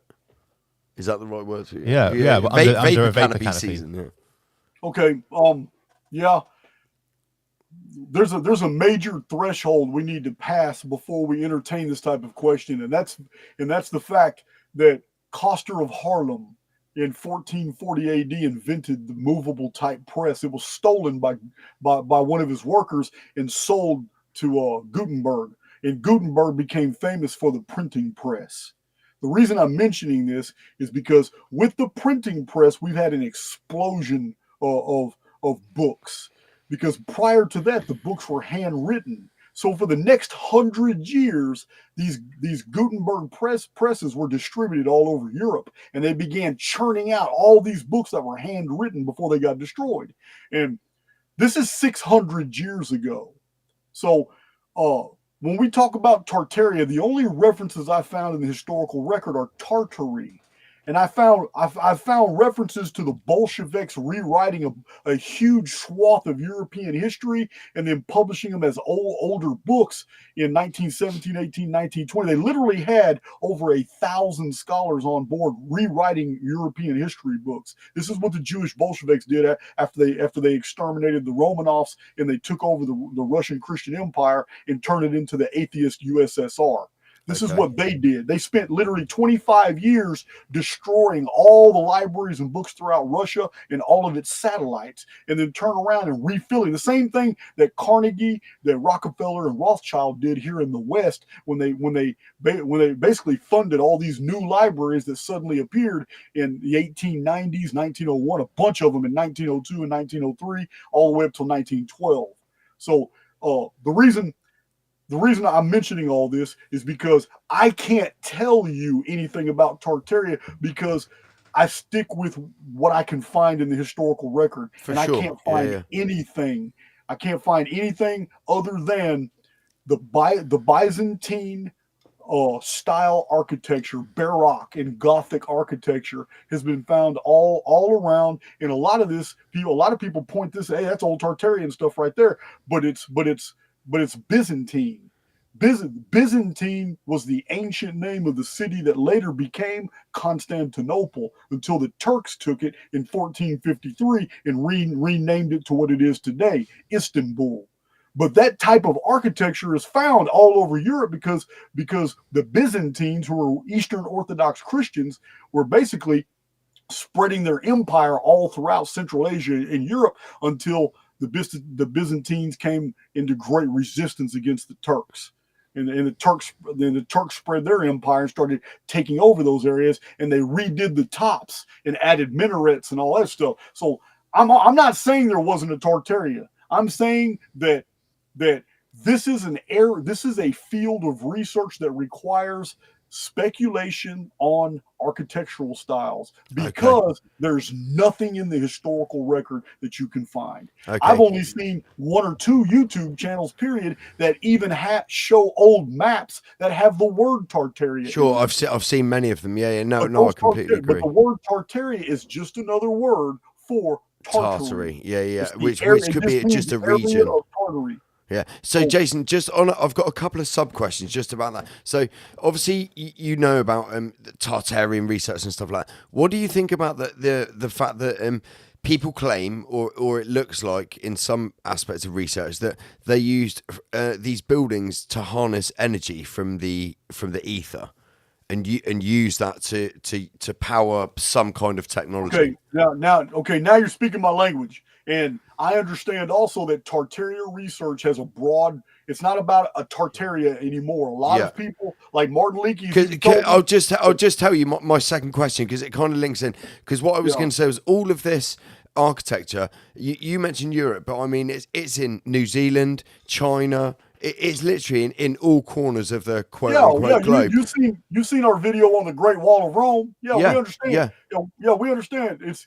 I get what you're talking about. So do you? What I was getting at in a nutshell was, do you think that all this architecture was used globally, and the fact that was just the way they harvest energy back in the day, and it was done on a global scale, and everyone that was just what was done, the same as we put a plug into the wall? I'm going to answer in two ways. I am on board with we as humans having possessed formerly some other type of technologies for which we have either forgotten or the elite have suppressed them and kept them to themselves. So I am on board with that. The reason I'm on board with that is for two reasons. One is that we're right now really talking about Europe, Asia, Africa, and all that, but archaeologists have long been baffled about American architecture. Yes. A lot of the temples and pyramids in America are laced in copper, mica, different types of minerals, mercury. Mercury. Yeah, there was even mercury baths and fountains. Yeah, underneath. All kinds of stuff. Yeah. Oh yes, there was some type of infrastructure that we don't really recognize, and we do. I don't know if I'm pronouncing this right, piezoelectric, but if it's piezoelectric or piezoelectric, but these gigantic, perfectly round spheres that have been found in the thousands, all throughout, like Ecuador, Central America, and northern South America. These have piezoelectric properties, meaning during earthquake activity, it is seen by the locals that they give off a blue glow. About 30 minutes before a shock, these spheres, which have a high crystalline structure, they give off a blue glow, and they warn the locals right before earthquake shock. So wow. I'm on board with ancient technology. And the other reason I'm on board with it is because of the phenomenon of vitrification and how highly specific the vitrified areas are. This is the research. I have an entire shelf here of all the scientific archaeological books by William Corliss of the Sourcebook Project, and he documents this. I'll end up doing a video pretty soon about it, but vitrified architecture has been found everywhere, but that's the problem. Vitrified means heat was applied at such intense rapidity that the stone literally turned to glass. So this vitrification has been found from Scotland, Wales, vitrified rings and forts, ancient walls, fortifications in England, Ireland, all across France, Germany, Belgium, all the way into the Mediterranean, Sardinia, Crete. Yeah, these vitrified. There's hundreds of square miles of vitrified glass in the Sahara Desert as well. Now, the reason The reason it's a mystery is flux tube activity, lightning bolts, plasma bolts from the sky could account for that. But it can't be that simple. And the reason is we can't find non-human rock formations vitrified, and that's an anomaly. What I'm saying is the vitrification that has been found and documented by archaeologists all over the world is highly specific to fortifications, castles, and walls built by humans. And yet we don't find vitrified hills, vitrified trees. How come there are no, if it's a natural phenomenon, why isn't vitrification found randomly everywhere? Why is it always the structures that were built by men? So this is William Cordes. This is his research. He points this out. So what I'm saying is we were applying weapons in the not too far distant past that literally vaporized architecture and everybody in them. And allegedly, the technology to do that didn't exist back then. Well, I mean, that's what the establishment says. Sure. I'm going with the mainstream narrative here. Yeah. One of my mantras on my channel is that if we can show something is true today, it's probably always been true. Sure. I'm going to ask you one real quick question just on the side note of this before I'm going to hand you over to Lance. What do you think of star forts? You obviously know about star forts, Jason, because you're well read, but like, what do you believe they are? Because they're all over the world, man. They're the same kind of structure, design. Okay. Star forts are interesting, but they would be later. They would be a infrastructure that was implemented probably by the descendants of those who were living in the vitrified infrastructure. So as far as who they are, I don't know. I would like to say Phoenicians because they were all over the world in trade guilds and all that. I don't really know. Do you think they provided a function just because of the shape of them, or do you think it was decorative or for defense purposes, or what would you speculate because they're all very similar and they're everywhere, man. Same geometric shape. Yeah. Okay, well, they're very intricate. They're aesthetic as hell. They're beyond what is necessary to defend a fortification. Sure. They're aesthetic. So I would like to say, from a purely uniformitarian perspective, I would interpret them as defensive because they're very hard to take over a wall if they're shaped that way. But then again, they're really not. They're really not. I mean, it seems like the way that some of those points protrude, it would be much easier to take. Sure. For an enemy to take it. It actually massively makes the perimeter you have to defend bigger. Yes, it does. By making it this intricate shape. So you've actually got more square meterage to defend. Right. So I mean, Jason, I'm happy for you to say. Actually, I mean, I would almost be even happier if Jason said, "Shit, I don't know," because then I've still got the mystery. So I mean, yeah, if you, I'm happy. Well, with I did say I don't know. That's cool. That's cool. They're just to me, they're aesthetic, meaning whoever designed them for structural beauty. They're not an ugly fortress designed to defend against a host. No. You understand? Do you think because they're always I won't say always, but normally they're by a body of water. Do you think that could be something energy-wise being used or harnessed, like some kind of, like a water mill or something, or the water was used for something with the geographical shape? Our world today, our world is a direct result of the world of yesterday, and in the world of yesterday, it wasn't just the Carians and the Phoenicians and the Cretans. We had the Heliolithic Maritime Empire was a shipping dynasty all over the world. So if star forts are always on coastlines or near bodies of water, I would have to say that these are the constructions of that civilization. This is where we got our maritime law. This is why maritime law is encoded in everything today. So, but this is also something that you guys... I don't know if you guys have ever entertained it, but if you guys ever get Martin Leakey on your channel, this is something he knows a lot about. I don't know a lot about star forts. Okay. You know, Martin, potentially you could help hook that up for us. Oh yeah, while we're on the subject of hookups, I need to say a big thank you to you, Jason, because I found out it was actually through your recommendation that we got seen by the guys at Anarchapulco. Rebecca was telling us, so I've got to say a big thank you to you for that. We're virtual speakers on that now, so we're going to do a little fun presentation for those guys. Should we give Jason a break? Yeah, Jace, did you want to break for 5 minutes to get a drink? I'm just aware he's been talking for like fucking hour and a half. It's solid. Oh man, I'm a veteran. I've been. I know you are. I know you are, Jason. But yeah, we've got more talking points. Yeah, there's just plenty more to go through if you're happy with that.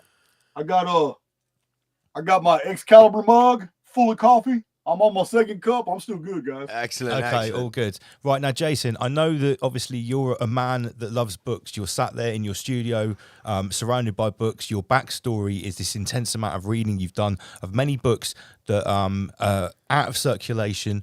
You know, maybe they're lost copies from a time that's sort of essentially trying to be erased. Now, I'd like to bring this story to your attention that someone gave me this week. This is from the British Library, written by someone that works there called Caroline Deaver. It's actually from the 14th of December this year. And in a nutshell, what it's saying is, on Halloween, there was actually a cyber attack, a huge cyber attack on the British Library. This group tried to get 20 Bitcoin or 600,000 out of them. And they were auctioning all of the data on the dark web. Now, what's also happened is this has completely disabled the British Library. This is coming from someone that works there. They're saying all the books are still physically there, but because now everything is catalogued digitally, you can access the library digitally. You can get the books digitally. Basically, it's a ghost zone. No one can use it. Did you know anything about this? I didn't know anything about that, but I've been speculating on my channel for a while that they're not going to. They've already begun, and I've even cited some examples. They've already begun with the knowledge wipe. They have already begun eliminating entire, very innovative and badass websites. They've made Google almost ineffective. Google now just gives you the refers, the sponsored deals, and it gives you whatever the mainstream's trying to give you. But yeah, and if you're using ChatGPT-4, it's very liberal and it's completely designed. The open AI systems are all completely designed to give you the liberal establishment version, not conservative. Yeah, it's crazy. They are eliminating data at breakneck speed, and this is why I'm always providing it on thumb drives and in downloads. I'm always making sure everybody's got my stuff in case I disappear. But yeah, this is how they're going to do it. It's real easy. It's real easy with a push of a button to just claim that a cyber attack just took out all 600,000 volumes of our online library. Sorry, you can't research anymore. Yeah. Yeah, and they said the bitterness extreme is the sense in which the ransomware attacks and violates the very premise of the libraries themselves. Libraries exist to connect learners with knowledge, full stop, and that has been destroyed. This is actually this is what was written on November the 30th, 2023. Look, it's just a more sophisticated attack than what happened in 1917. The Bolsheviks destroyed every Russian library in 1917, 18, 19, 20, 21, rewrote all the books, published them out for later Russians to read and think that they were reading really real Russian histories or all this was done. It's the exact same thing. What's happening in the UK right now? A migrant invasion by a foreign power. It's all happening right now. This is history repeating itself. They're just doing it on a more sophisticated Under level. the radar, covert. Now, all of the things that you've been talking about tonight with regards to current events are sort of like to do with what's going to happen to the West, because obviously the West and the powers that are aligned with it seem to be at least on the face of it serving the simulacrums or AIX's plan the best as we try to go through this great reset which they seem to be attempting. Now, the reason I'm talking about this with regards to the West is, for myself, a big part of my journey in the last 12 years has been spending time in the Far East, places like Thailand and the countries around there. And, and it's been a big part of my journey. I've learned a lot of stuff, and it was a real eye-opener for me learning about these cultures of the Far East, Buddhism, Hinduism, etc. And what I'd noticed was that it seemed like they were operating on some sort of other frequency or at least some sort of other access level of the simulacrum. Now, this year we went again, myself and Andy, there's a few videos we were out in Thailand, and we were again digging, and we were looking at the symbol. Before I show the symbol for Thailand, I've often shown these videos of the seven-headed nagas, the serpents that are on every temple in a lot of the Far East, right? And I've often thought that the serpent is revered in the East while it's condemned in the West. And I always had this idea in my head of that, okay, we seem to have this opposition. Antithesis. Like a binary, right? This year, I noticed really for the first time the symbol of Thailand. And this isn't like, because Lance showed me the symbol. This isn't the symbol of Thailand. This is the symbol of the Thai monarchy. No. Sorry, I've got the symbol for the Thai monarchy next. Oh, sorry, beg your pardon. This is the actual symbol of Thailand. Now, it has a name. Now, allegedly, this creature was, I believe, quote me if I'm wrong, a vehicle for Lord Vishnu. He rode on this, right? Now, does this not look a little bit like a phoenix? Yes, it does. You see that, Jason? So bear in mind, this is the symbol of Thailand. Now, for anyone that knows, in Thailand, they actually have a sovereign monarchy, and they're called the House of Chakri. They've been around for about 250 years, okay? And this is their symbol, which is a chakra sunwheel with a trident going through it. These are actually the weapons with the sun of Lord Vishnu and Shiva in these incarnations in these Hindu gods, and I found this very interesting. And then I googled that the monarchy in Thailand claim their lineage to be actual incarnations of these Hindu gods, Vishnu and Shiva, and I found it very interesting. Now, bearing in mind what we've learnt about the story of AIX and this apparent benefactor that is inside the simulacrum that could be represented by the snake, this Enki character that you've proposed has been putting a failsafe. Does it mean that there could be, like, do you see where I'm going with this? There could be bloodlines of these elites that are actually in opposition, and some of them could be the descendants of the benefactor, whereas they are apparently fighting those in the West that are serving the aiX. Can you see the sort of picture I'm painting here? Have you ever thought about this? I do see, and I have theorized. These are the type of things I kind of really discuss deeply on Archaix TV. I don't really go on YouTube a lot about it, but I'll give you a real soft version. It is my belief that there are 3 factions of the elite left. There may have been more, but there are 3. And 2 of them feel that the third is a usurper.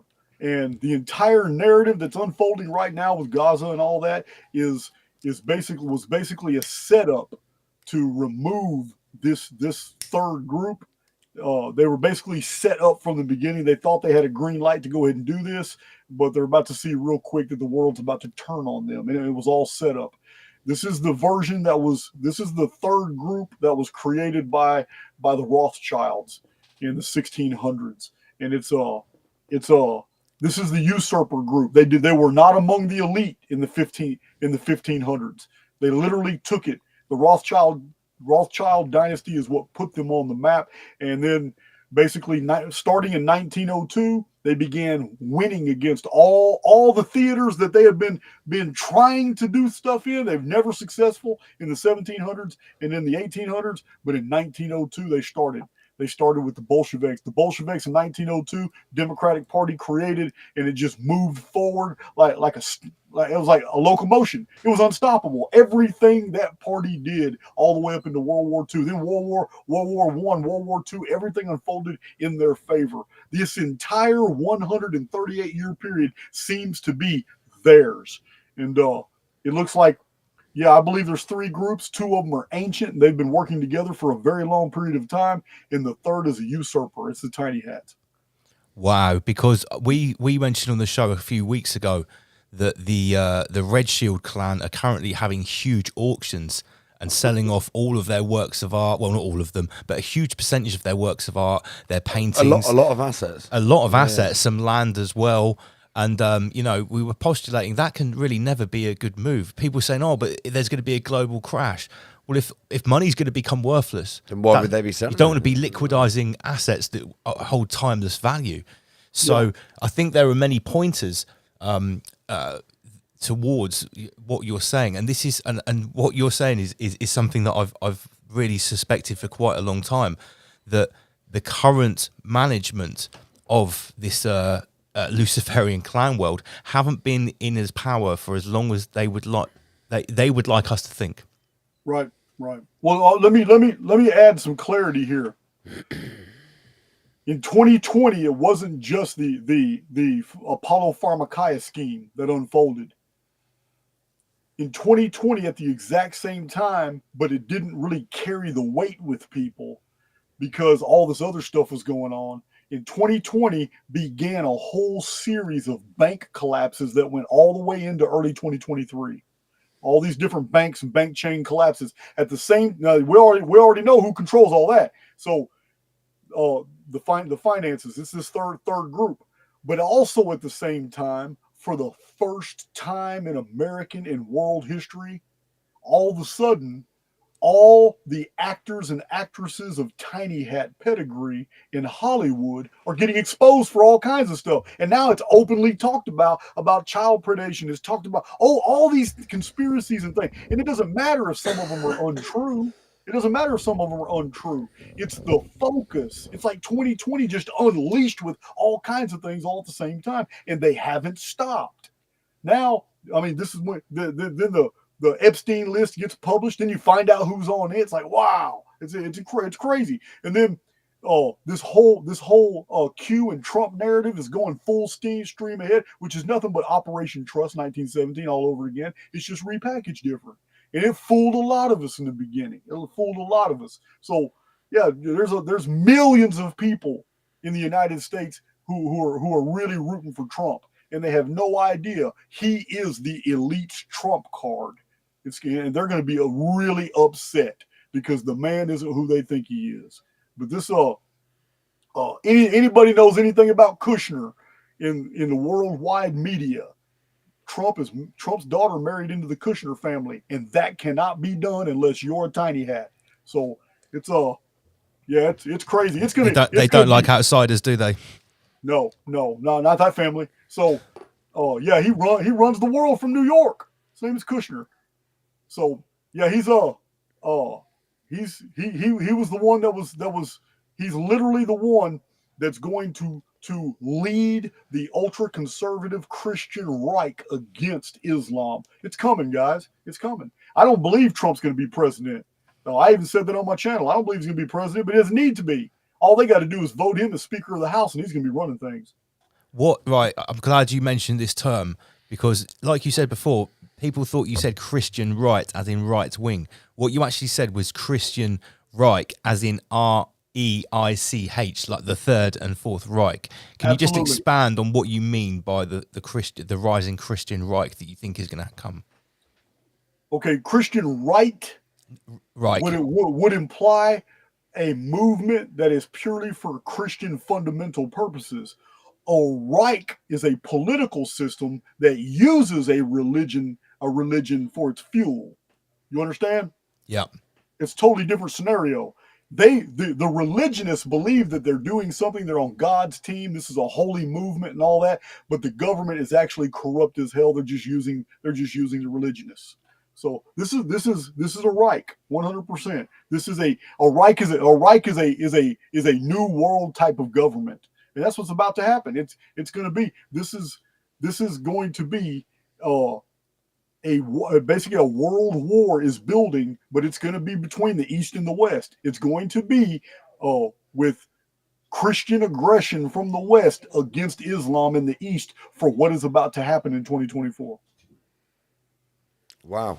Can I get in there? Go on, Jason and Oscar. Right. Speaking of Reich, is a good segue. Speaking of Reichs, I wanted to ask you. So when we were in Thailand, Lance told me, and his lovely wife Evelyn, she gave me a lot of info on it. She and Lance told me about these people called the Bon. It's a pre-Buddhist Tibetan religion, and basically, you know the story of how Hitler went to Tibet. And looking for the inner earth and things like this, there are certain sects of people in that part of the world in Mongolia which still revere Hitler as some sort of hero, and the second coming of Jesus. Yeah, and have you there are these other narratives of what the lamb, we shouldn't have even said the name, the man with the little mustache was trying to achieve. Are we even safe to sort of talk about that? Yeah, you're talking about the Agartha epos, the beliefs. Yes.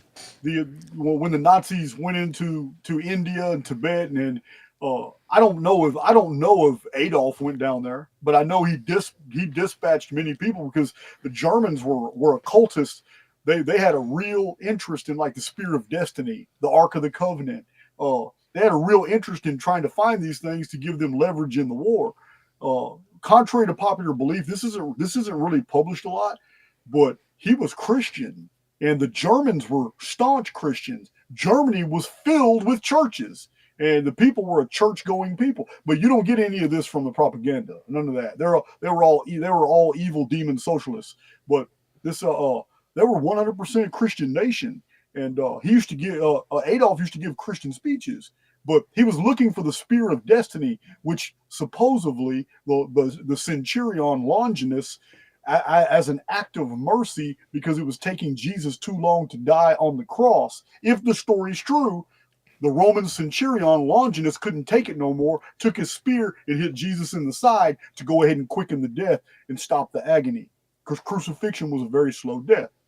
Now, I'm not saying the story's true. I'm just saying that we have texts from the 5th, 6th, and 7th century AD that talk about Longinus and the Spear of Destiny, and the Germans were looking for that spear because there was different Catholic monasteries that had claimed to possess it. So also the Ark of the Covenant, also different relics that were supposed to, some type of lingam they were looking for in Tibet that was supposed to be magical. But the Germans, there were Nazi archaeologists that were sent all over the world, even South America, to find all these different artifacts, looking for any type of leverage for the war. Do you think, Jason, that Adolf found what he was looking for? No, I don't. No, you don't. No, he was a fall guy. This is how the Rothschilds treat their sons.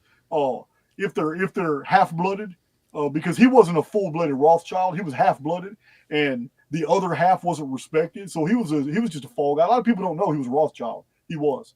But I've heard that before, that he was the illegitimate son of an employee at a Rothschild mansion. Remember, if you're in that culture, if you're not born from a female of that culture, you have no value to them. It has to be of the maternal Hollywood, line. Yeah. Yes. This is why Hollywood is absolutely packed with people who can claim to be that, and yet they weren't. It wasn't that on the mother. They're not maternal. They're paternally so. So they're actually looked down upon by the rest of them. And this is why some of them are forced to take those humiliation rituals. Some of them are forced to take a fall when pure blood ones are about to get in trouble for something. Okay, just my last note on the man with the mustache. So Lance just got this image up of Thailand earlier. So this to me, like we said, looks very similar to a phoenix, is what I said to Lance as soon as you showed it to me. So Jason, you well know that a lot of flags, symbols, emblems all over the world, all over the realm, have a bird, whether it looks like a phoenix or an eagle or something like that. I mean, there seems to be some correlation with the bird with all nations and continents. So do you think that Hitler, because he used he used the eagle or a bird a lot in his, do you think he knew about the phoenix phenomenon and the phoenix event? And do you think that all these nations which have a bird or something similar to this symbol or emblem, they know about the phoenix cycles and the phoenix weapon, and that's why they display it on their flags and stuff? I would have to agree with your sentiment, and the reason I agree is because it seems to me in 1902 the elite decided that they needed to shelve this phoenix symbol before people caught on and did research about what it really means, because the phoenix is found in all the alchemical treatises like I've showed on my videos, and there's a lot of history that can be that can be researched on it. So in 1902, the United States, which led the world at the time, in 1902, the United States quietly changed the Great Seal from the phoenix to the bald eagle. Sure. And Yeah. we I've heard this before. and in 1902 was a phoenix year. It's on the 138 year timeline. So this is significant. It's very significant. They didn't just arbitrarily do that. That's the great seal of at the time the greatest empire in the world. So this it wasn't insignificant that they did that. But to me, it tells me that it's basically a sign that it is acknowledged that the bald eagle or the eagle is one and the same as the phoenix. Yeah. Sure. They're not indifferent.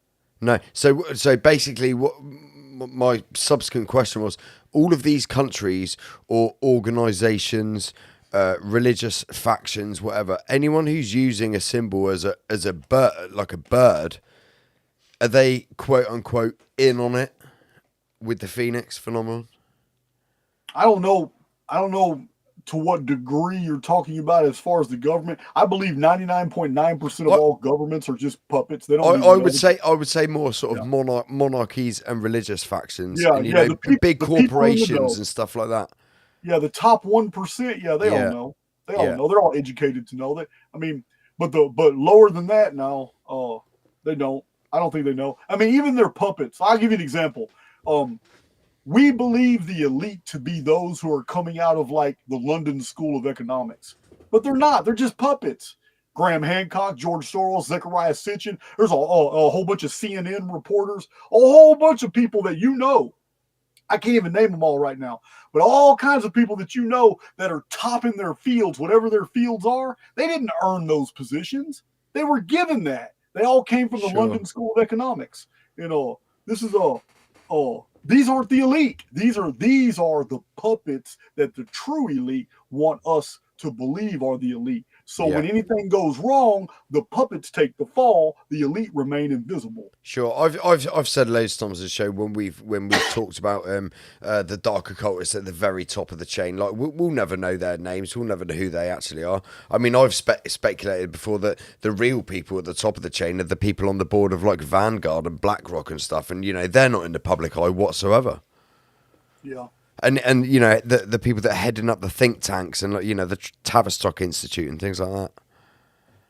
Yeah, it's my opinion that if you know anything publicly about anybody, they're nowhere near the top. No, exactly. That's it. Exactly. Right, Lance, have you got anything you want to get Jason's attention with? I guess we're gonna round it off soon because we want to go for quality over quantity. Yeah, for sure, mate. Above. This has literally been Full Metal Rabbit. It has been absolutely Full Metal Rabbit tonight. Before we say thank you very much and sort of end off the stream, Jace, what do you think are the biggest distractions for people to watch out for and avoid at the moment? Because I know you've been calling certain people out, and I think as we're moving towards this eschaton, this final event that's coming, things are going to get a lot weirder. There's going to be a lot more misdirection to be taking people's energy away. Who do you think and what do you think is to watch out for at the moment, especially online where people are looking out for truth? That's a fantastic question, because I'm telling you now, my answer isn't one that you're going to be able to predict. That's a great question. What people need to really be looking out for right now. First of all, what's happening right now?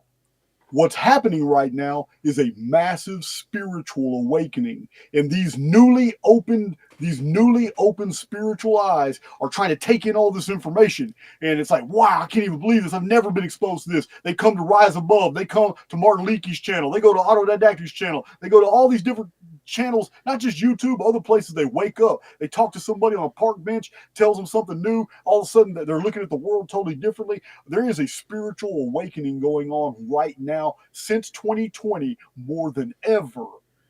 But I'm going to tell you the things to watch out for. It isn't the disinfo agents.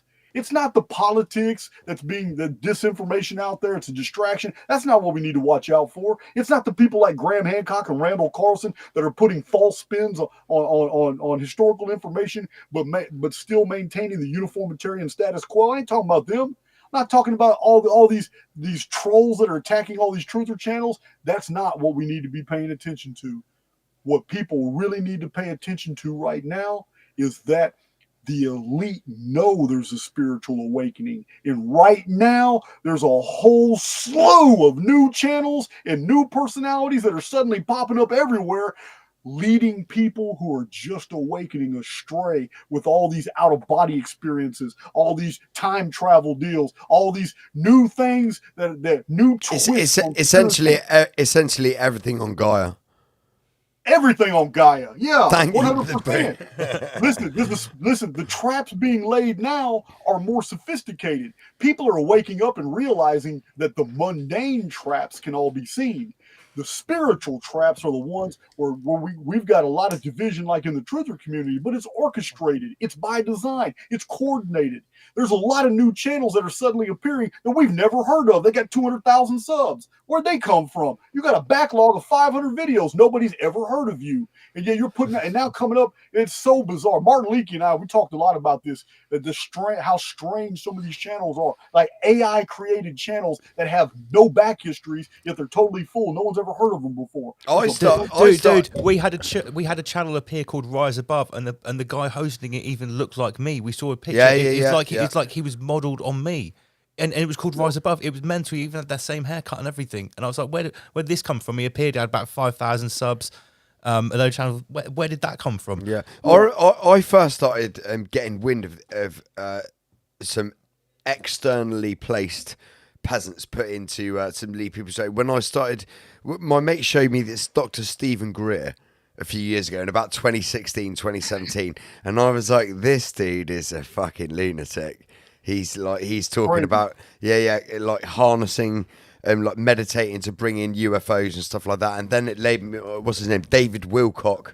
One of them was selling a course of how to learn a special transcendental type of meditation that you could speak directly to Zeta Reticuli. This is literally just to waste people's time.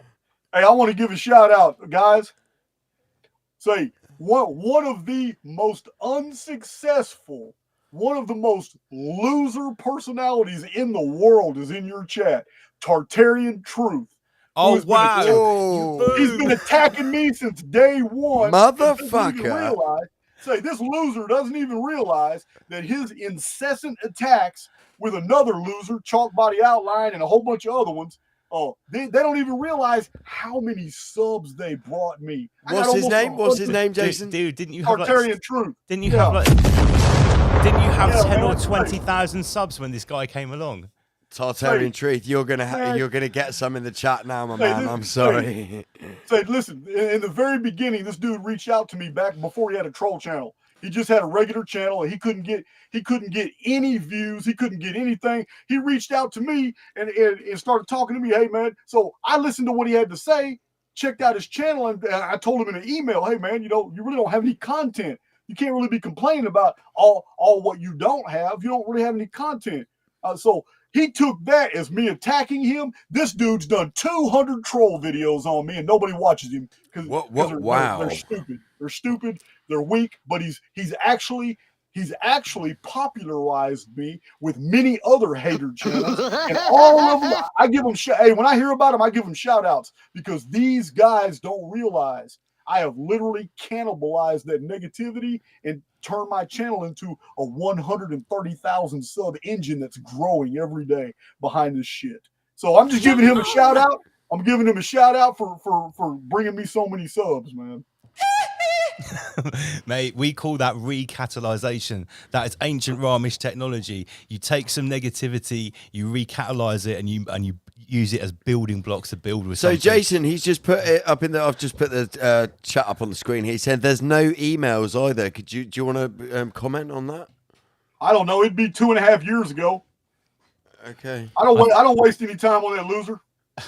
Well, that's all we need to know. Yeah, we can certainly tell that you don't waste any time with anyone that's really been tackling you. That I've actually got in my notes, actually, Jason. I like your new tag phrase or catchphrase, whatever you want to call it, tagline. The time for being polite is over. Oh, it's too late to be polite, man. It's way too late to be polite. Yeah, I'd say, listen, I promised my own community, I promised them that 2024, I'm going to explode. I wasn't talking about Archaix growing. That's going to happen anyway. I'm talking about, I'm about to start calling them out. I got absolutely no backup, no fear in me. These people here want to remain silent. I'm about to start exposing them on YouTube. I'm going to lay their research out and show everybody it's full of shit. Yeah.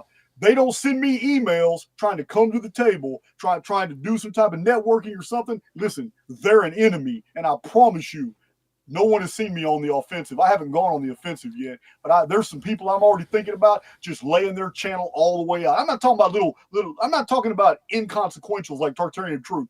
That's just a waste of energy. I'm talking about people that have huge followings. They've got rigid data to where this is what they've been pushing all this time. I'm going to take it apart. I'm going to dissect it. I'm not doing this to be an asshole. I'm doing this because the community at large needs to learn how to think, because we don't have that today. Thinking is a lost man's art. And when somebody actually sees it applied and they can follow the logic, that's when they start having mind explosions, realizing that 90% of this shit on YouTube is fake, it's bullshit. And that's what I'm going to do. I'm 2024, I'm going on the offensive. And it's too late to be polite. You're absolutely right. Quick You question, heard it here Jason. first. Quick question, Jason. Do you have you? I know you've in multiple for years now. You've called out people like Graham Hancock very politely. I'll just use him as an example because you've called out a few. Very politely, very diplomatically, and you've invited them to come and debate you on things like chronology. Zachariah Stitching's work, stuff like that. And has anyone actually taken you up on that? Has anyone actually willing to debate you on any of your work? All I've had is a lot of emails from people connected to these people. I've got people that are directly connected to Graham Hancock. People that can get on Facebook right now, send them a message. Yeah. Listen. I have never been contacted by any of these people. They don't want to debate. Have you contacted them to ask them? Would you be willing to do this? Have you actually reached out to them and said? I've had their people. I mean, I don't know how to contact Graham Hancock, but I'm very aware from other people's emails that he knows exactly who I am and what I said in my video. Okay, yeah. Okay. So but in 2024, I'm not going to leave any room for doubt. What I'm going to do is going to be highly public, not just on YouTube. No, for sure. No. That's great. That's great. People need to see. People need to see, hey, man, this isn't just me claiming that nobody wants to debate these issues. And it's not even about trying to intellectually joust with anybody.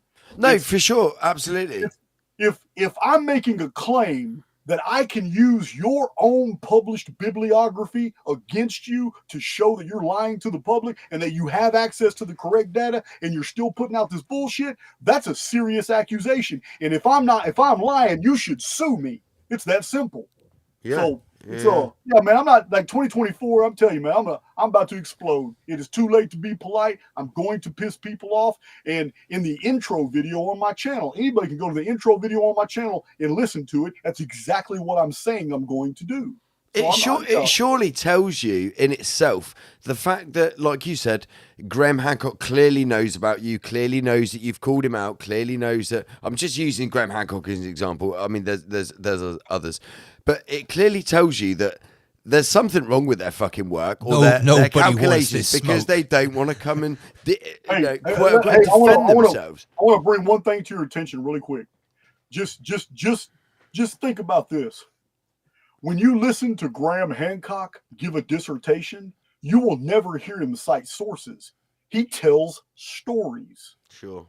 He asks questions to get you to basically formulate the answer in your mind. He uses like a reverse Socratic method. It's actually genius. It is very clever. Very clever. He had to be trained to do that. But he's never citing sources, quoting dates. He's never going through any meticulous data. When you listen to Jason go off on a historical or a chronological dissertation, I'm giving you the business and telling you the facts. I'm telling you where I get this information. I even provide free to the public long PDFs you can download for free that have all the sources for the video. I've seen your links. You always provide the source material from what you're speaking about. So what I'm saying is this is the problem.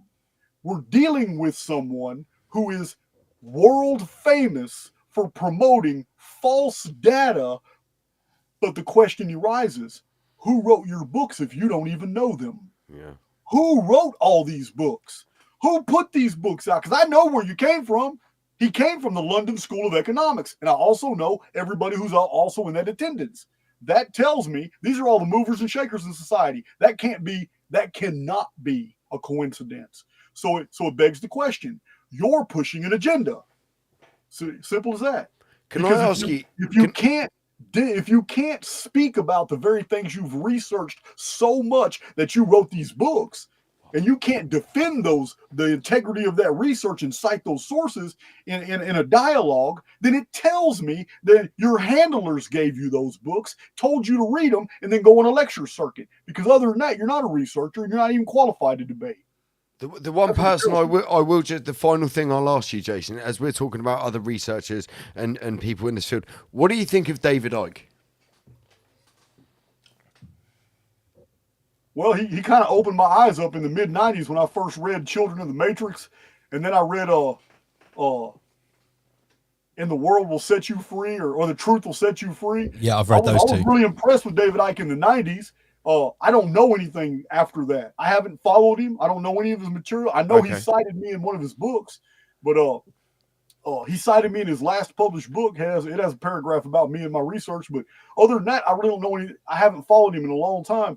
I don't get any bad vibes. I do know that for a long period of time, he was attacked vehemently by the establishment. Yeah. So I just don't know. I don't even know what he's teaching in modern times. I don't know. He's been around. He's like the OG truther. Yeah, sure. No, we affectionately refer to him around these parts as King David on the show. Like, I'm not going to lie. The first book that I read of his, I believe was in 2005 or 2006. It was Tales from the Time Loop.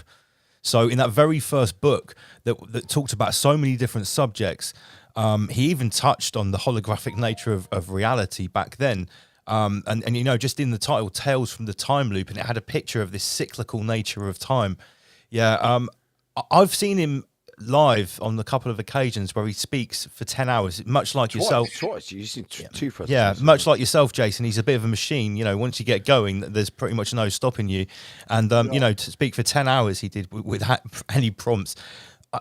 I'm down with David Icke. I've never, you know, he talks about many subjects and going from the interdimensionals to the reptilians. Now he describes them as archons.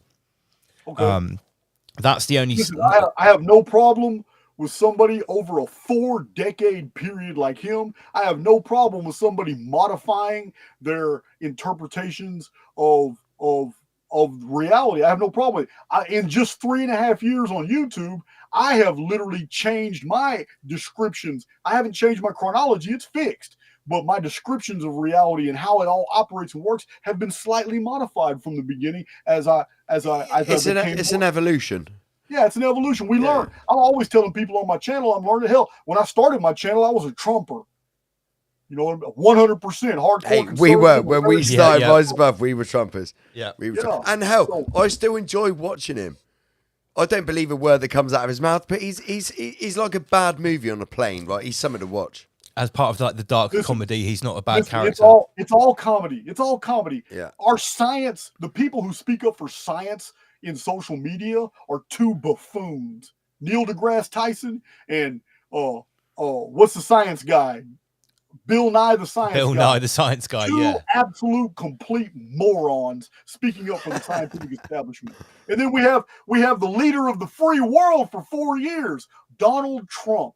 Man, the man can't speak for shit, but we all forgave him because he was saying the patriotic catchwords. He was saying what we wanted to hear, and nobody was really paying attention to all the family ties, who he's linked to, who his handlers are. Man, it's also obvious now.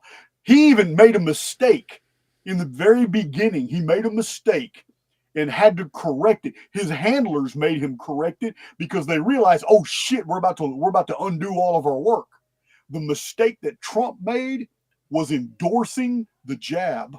Yes. He endorsed the jab. And as soon as he did, the conservative Republican blowback was so intense that his tiny hat handlers told him to back off, take off, go retract that, take that back. And he did. And people loved him again. But listen, man, it is so obvious, his career. It's crazy. And I just know where this is going because he is going to be used to spearhead this basically Christian Western world violence against Islam after 2024.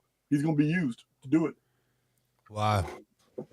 We've really, really had the tour de force tonight. I mean, I've got more, but I mean, Did you want to ask Jason one final question? Well, do you? I feel I've asked him a few, like more than you. Okay. No, I haven't got anything left. I've just been trying to process what I've already heard. I've got one. Go on. I've got one more. Right, Jason, you said the reset's coming in 2040. Yeah. You don't know where it'll be, but you've speculated it'll be Western. Okay. In 2045, what happens then? Because I know you said in 2046, Nemesis X or Nibiru, what some people might know as Nibiru, returns for a 60-year period. Absolutely. You got something backwards though. Hold on. Sorry. Yeah, go on. Correct me. In May 2040, the Phoenix phenomenon is largely going to affect the East. I don't mean the Mediterranean. I'm talking about Asia. We're talking about Thailand, Cambodia, Laos, the Koreas, China, Japan. It's largely going to hit that area of the world. That's 2040. This is going to cause an emptying of North America in the 6.5 years after that, till when the Nemesis X object appears in November 2046. Mass migration seen by Nostradamus. This just huge population shift as people leave North America and go back to the lands of their father's nativity, going back to Europe, going back to the Mediterranean part of the world, getting away from North America. The reason I believe this, 16.5 years from now, was plenty of time for all this material to come out, because there's going to be a lot of naysayers up until 2039 when all of a sudden the elite are gone. There are no militaries around doing anything. Chaos. Everything's just so weird. Everyone's like, man, where is everybody? And they're all safely underground, leaving the surface world to fend for themselves during the Phoenix phenomenon. 2038 and 2039 are going to be really chaotic. 2040 rolls around, the Phoenix phenomenon affects the East, and a lot of people, word of mouth is going to spread, and everybody's going to realize, oh, damn, that dude Jason of Archaix and several people in 2030s wrote books all about this Archaix research, and they quoted Nostradamus, and this dude named Mario Reading that has a date index published in the early 90s all about how to properly decode the quatrains of Nostradamus, and it's all there. You got to mass migrate from North America to save yourselves before 2046, because North America's going to get wiped off the map in 2046. And then hang on, Jason. So what if the reset's happening in 2040? Why is everyone going to get wiped off the map in 2046? Okay, 2040. Listen, all throughout human history, two major reset protocols have been happening. One of them is the 138-year periodicity of the Phoenix. All right. But it's at different magnitudes. It's not always totally bad every 138 years. There's all kinds of edits. There are all kinds of other phenomena. Red mud, red rain, red dust, volcanoes, all kinds of things are edited into and out of our reality on this program. Then another one is huge. Every 792 years with a 732-year aphelion, which means away from, we can't see it.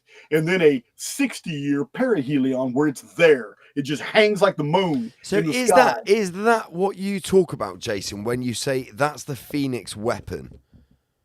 What's there when we can see it for 60 years? Is that the actual? No, that's Nemesis X. That's Nemesis We're talking X. about the Nemesis X object. They have totally different chronological histories. I've documented them both on my channel. But they're both here basically at the same time, right after the seals were broken. The sixth seal is May 2040. This is on the Greek Olympiad calendar. Every 4 years, 2020 was the first seal. 2024 is the second seal. 2028 is the third seal. 2032 is the fifth seal. So something like that. But every 4 years on the Greek Olympiad calendar, we have the breaking of a seal. So we have the Nemesis X object appearing after 732 years since it's been gone. Since the year 1314, when Europeans looked up and saw a great black darkness, it hid the sky. They didn't know how to describe what they saw, but it hid the stars, it hid the moon, it hid the entire sky. It was a great black darkness. It initiated a plague. There was meteorites, widespread destruction all throughout China in the east. A lot of things happened in 1314. 732 years later, Nemesis X returns in 2046 and begins 60 years. Now, in the past, you said, Jason, in your videos, in that 60-year period, there's an exchange. Goods and men go up and things come down. Like what is, can you elaborate on that? I mean, what is that? Yeah, well, I mean, Nemesis X has to be a super construction. We're not dealing with an intruder planet. We're not dealing with planets at all. We're dealing with an apparatus that contains people. It may even, check this out. This is hard to process. Just follow with your imagination. Imagine a device outside the construct that is able to penetrate the construct without collapsing it and focus on a certain area that on the inside of the construct, to us, it looks like an upside down city. And things can go in and out and carry people back and forth. And for 60 years, there can be an exchange of materials, men, life forms, resources. What is the purpose of that exchange? Yeah, you're asking me first principle questions now, man. I'm a chronologist. I don't know what the purpose, other than in the historical record. What would you speculate? Okay, well, in the historical record, it was invasions, and they weren't always human. The Mayan long count ends in 2046. I've shown this. I've shown the arithmetic. 2046. The prophecies attached to the Mayan long count are very specific. They did not happen, and they were not fulfilled in 2012. The prophecies attached to the Mayan long count is an invasion of demons. Now that's 2046. In the book of Revelation, the great tribulation unfolds when we have this object in the sky. And all these things happen on earth, and the seven kings arise, and they start this dark transhuman type beast kingdom. Now, during this period, during this 60-year period, is when all this develops. But in the book of Revelation, we also have an invasion of 200 demons with human faces and chitinous armor, and they're called locust demons. This is in the book of Revelation. It says the same thing the Mayan long count says, and they're exact same time. So the Nemesis X object is just that. That's why I call it an object. I can't call it a moon, a lunar body, a planet. It's not. It's this strange apparatus that hangs in the sky. And it's not from our construct. It's from outside of it. So, Jason, would you speculate that that object is from who created the construct? We did. We're humans. We're on the outside of the construct. Whoa. Are you speechless? Yeah, a little bit actually. No, I'm just trying to process all this. You gotta understand.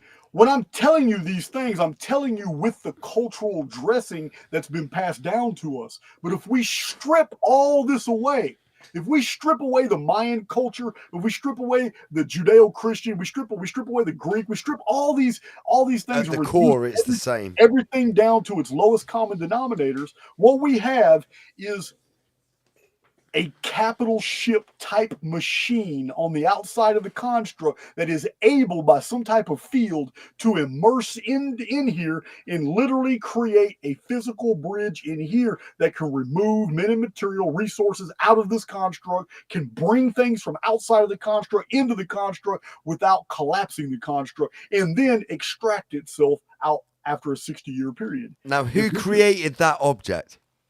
That would be humans on the outside. We did. I can't get my head around that. Let's get back to Earth for a moment. I've got one that I forgot to bring out earlier. There's a film that's just dropped at the moment on Netflix called Leave the World Behind. I don't know if you know anything about it. Everyone's been watching it and seeing all the symbology in it. And just spoiler alert, it's about a scenario where, first of all, the phones go down, the internet goes down, there's very little communication. Then notes start dropping from the sky. Some states is that right, and what it turns out is that there's a few people in the know, and they say when something like this happens, the elites the elites aren't in. There's no one's in control. There's this guy that I think it's Kevin Bacon. He says something like, the truth is that there's no one really in control. All they can hope to get these shadowy elite figures is a heads up, and that's what this movie is about. And people are losing their minds over it a little bit, saying, don't watch this film. Don't co-create what it's all about.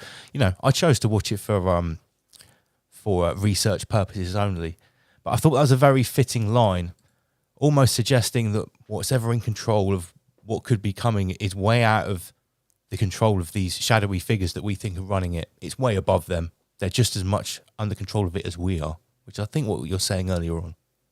Well, I'm gonna have to take you in a different direction now. All right, because I'm not that doomsayer. I am not that guy who's trying to raise up your fear programming and create a vision that you need to fear. I'm the guy telling you that you're a highly immortal soul and that you can be free of all this. You can break free on a daily basis. You can live right through this as an observer. And I do not believe that there is one truth for all. It doesn't work that way. We build our own informed fields within the overfield, and over and over and over through the worst. I'm talking about even World War II, where millions of people, they died horrendously, especially at Dresden, died horrendously. Great pain, agony, all kinds of things. Even after World War II, as a matter of fact, most people don't even know this. The death toll after World War II was over is even higher than in the theater of war, because most people don't realize most of the German population at the time was marched into Russian worked to death camps and killed. All the American GIs that were labeled dead weren't dead. They were marched to Russia in the Bolshevik camps, worked to death, and died. Some of them were medically experimented on, all kinds of stuff. Also, we have Cambodia, Pol Pot. After that, we had in China, there was an extermination of 22 million people at that time after the war was over. Just massive genocide was going on all over the world under the cover of the war and after the war. Yeah, it was terrible. Well, Mother Shipton was right. Half the world, steep-stenched in blood, did die. That's how she said it 550 years ago in a poem when she saw the future. So,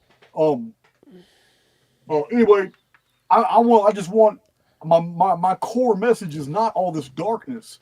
My core message is that it doesn't even matter. None of this is real, and you're going to know it as soon as you're outside the construct. As soon as you're outside the construct, if you were, because you're going through a bad time right now, get frustrated and have the option, if some type of holo entity appeared right here and said, Jason, we understand your frustration. Oh, you have an opportunity right now to exit this situation and go back to your real life. Would you like to do that now? If I was to do that and then suddenly pop back in somewhere else and take my visor off and realize what I had just done, I would probably be devastated that I took myself out of the game, because that's what it is. It's what it is. In here, it feels so real. But if you pay attention to the particulars going on around you, it's all comical. It's almost laughable. Well, what is being done all around us? And we have to take this shit as real. It's not. It's all bullshit. So that's really my message, man. There really is nothing to fear. This is all an experience, not a reality.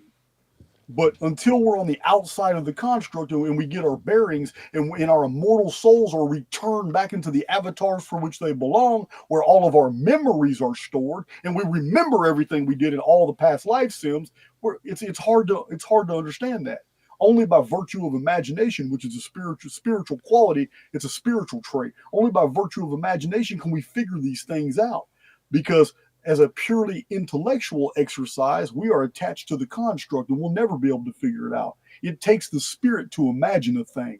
So that's my message. And I am getting kind of hungry, my friend. Mate, I think that's a great message to end it on. Jason, I just want to say thank you very much for joining us once again. I look forward to our next meeting, whether it's in 5 months or a little bit longer or a little bit less. We're very, very pleased to have your time. We know you're a busy man. Archaix.com. Archaix TV, Archaix YouTube, Facebook, all platforms if people want to get more of your work, right? It's great chatting with you, Jason. Yeah, man. You just go to my website. My website has everything. Awesome. Okay, Jason, it's always a pleasure, mate. And I'm just going to press the button to say... Rise above, generate, rise above, extinguish fear, rise above, abstract. Thank you very much for joining us, Jason Brashears of Archaix. Take care, brother, and get something to eat. I'll holler at y'all. Love you guys. Speak to you soon, brother. Wow. Right, let's get just rid of that screen there. What the fuck? Big, deep breath. How did everyone feel about that? What were we saying? Was that the best appearance of Jason so far? I feel like I feel that was. I feel like it was. I was left speechless on more than one occasion there. I simply didn't have the normal... Information-wise, I think that might be my favourite Rise Above. It's going to take a couple of reviews for me. So, yeah, Merry Christmas, everyone. Merry AI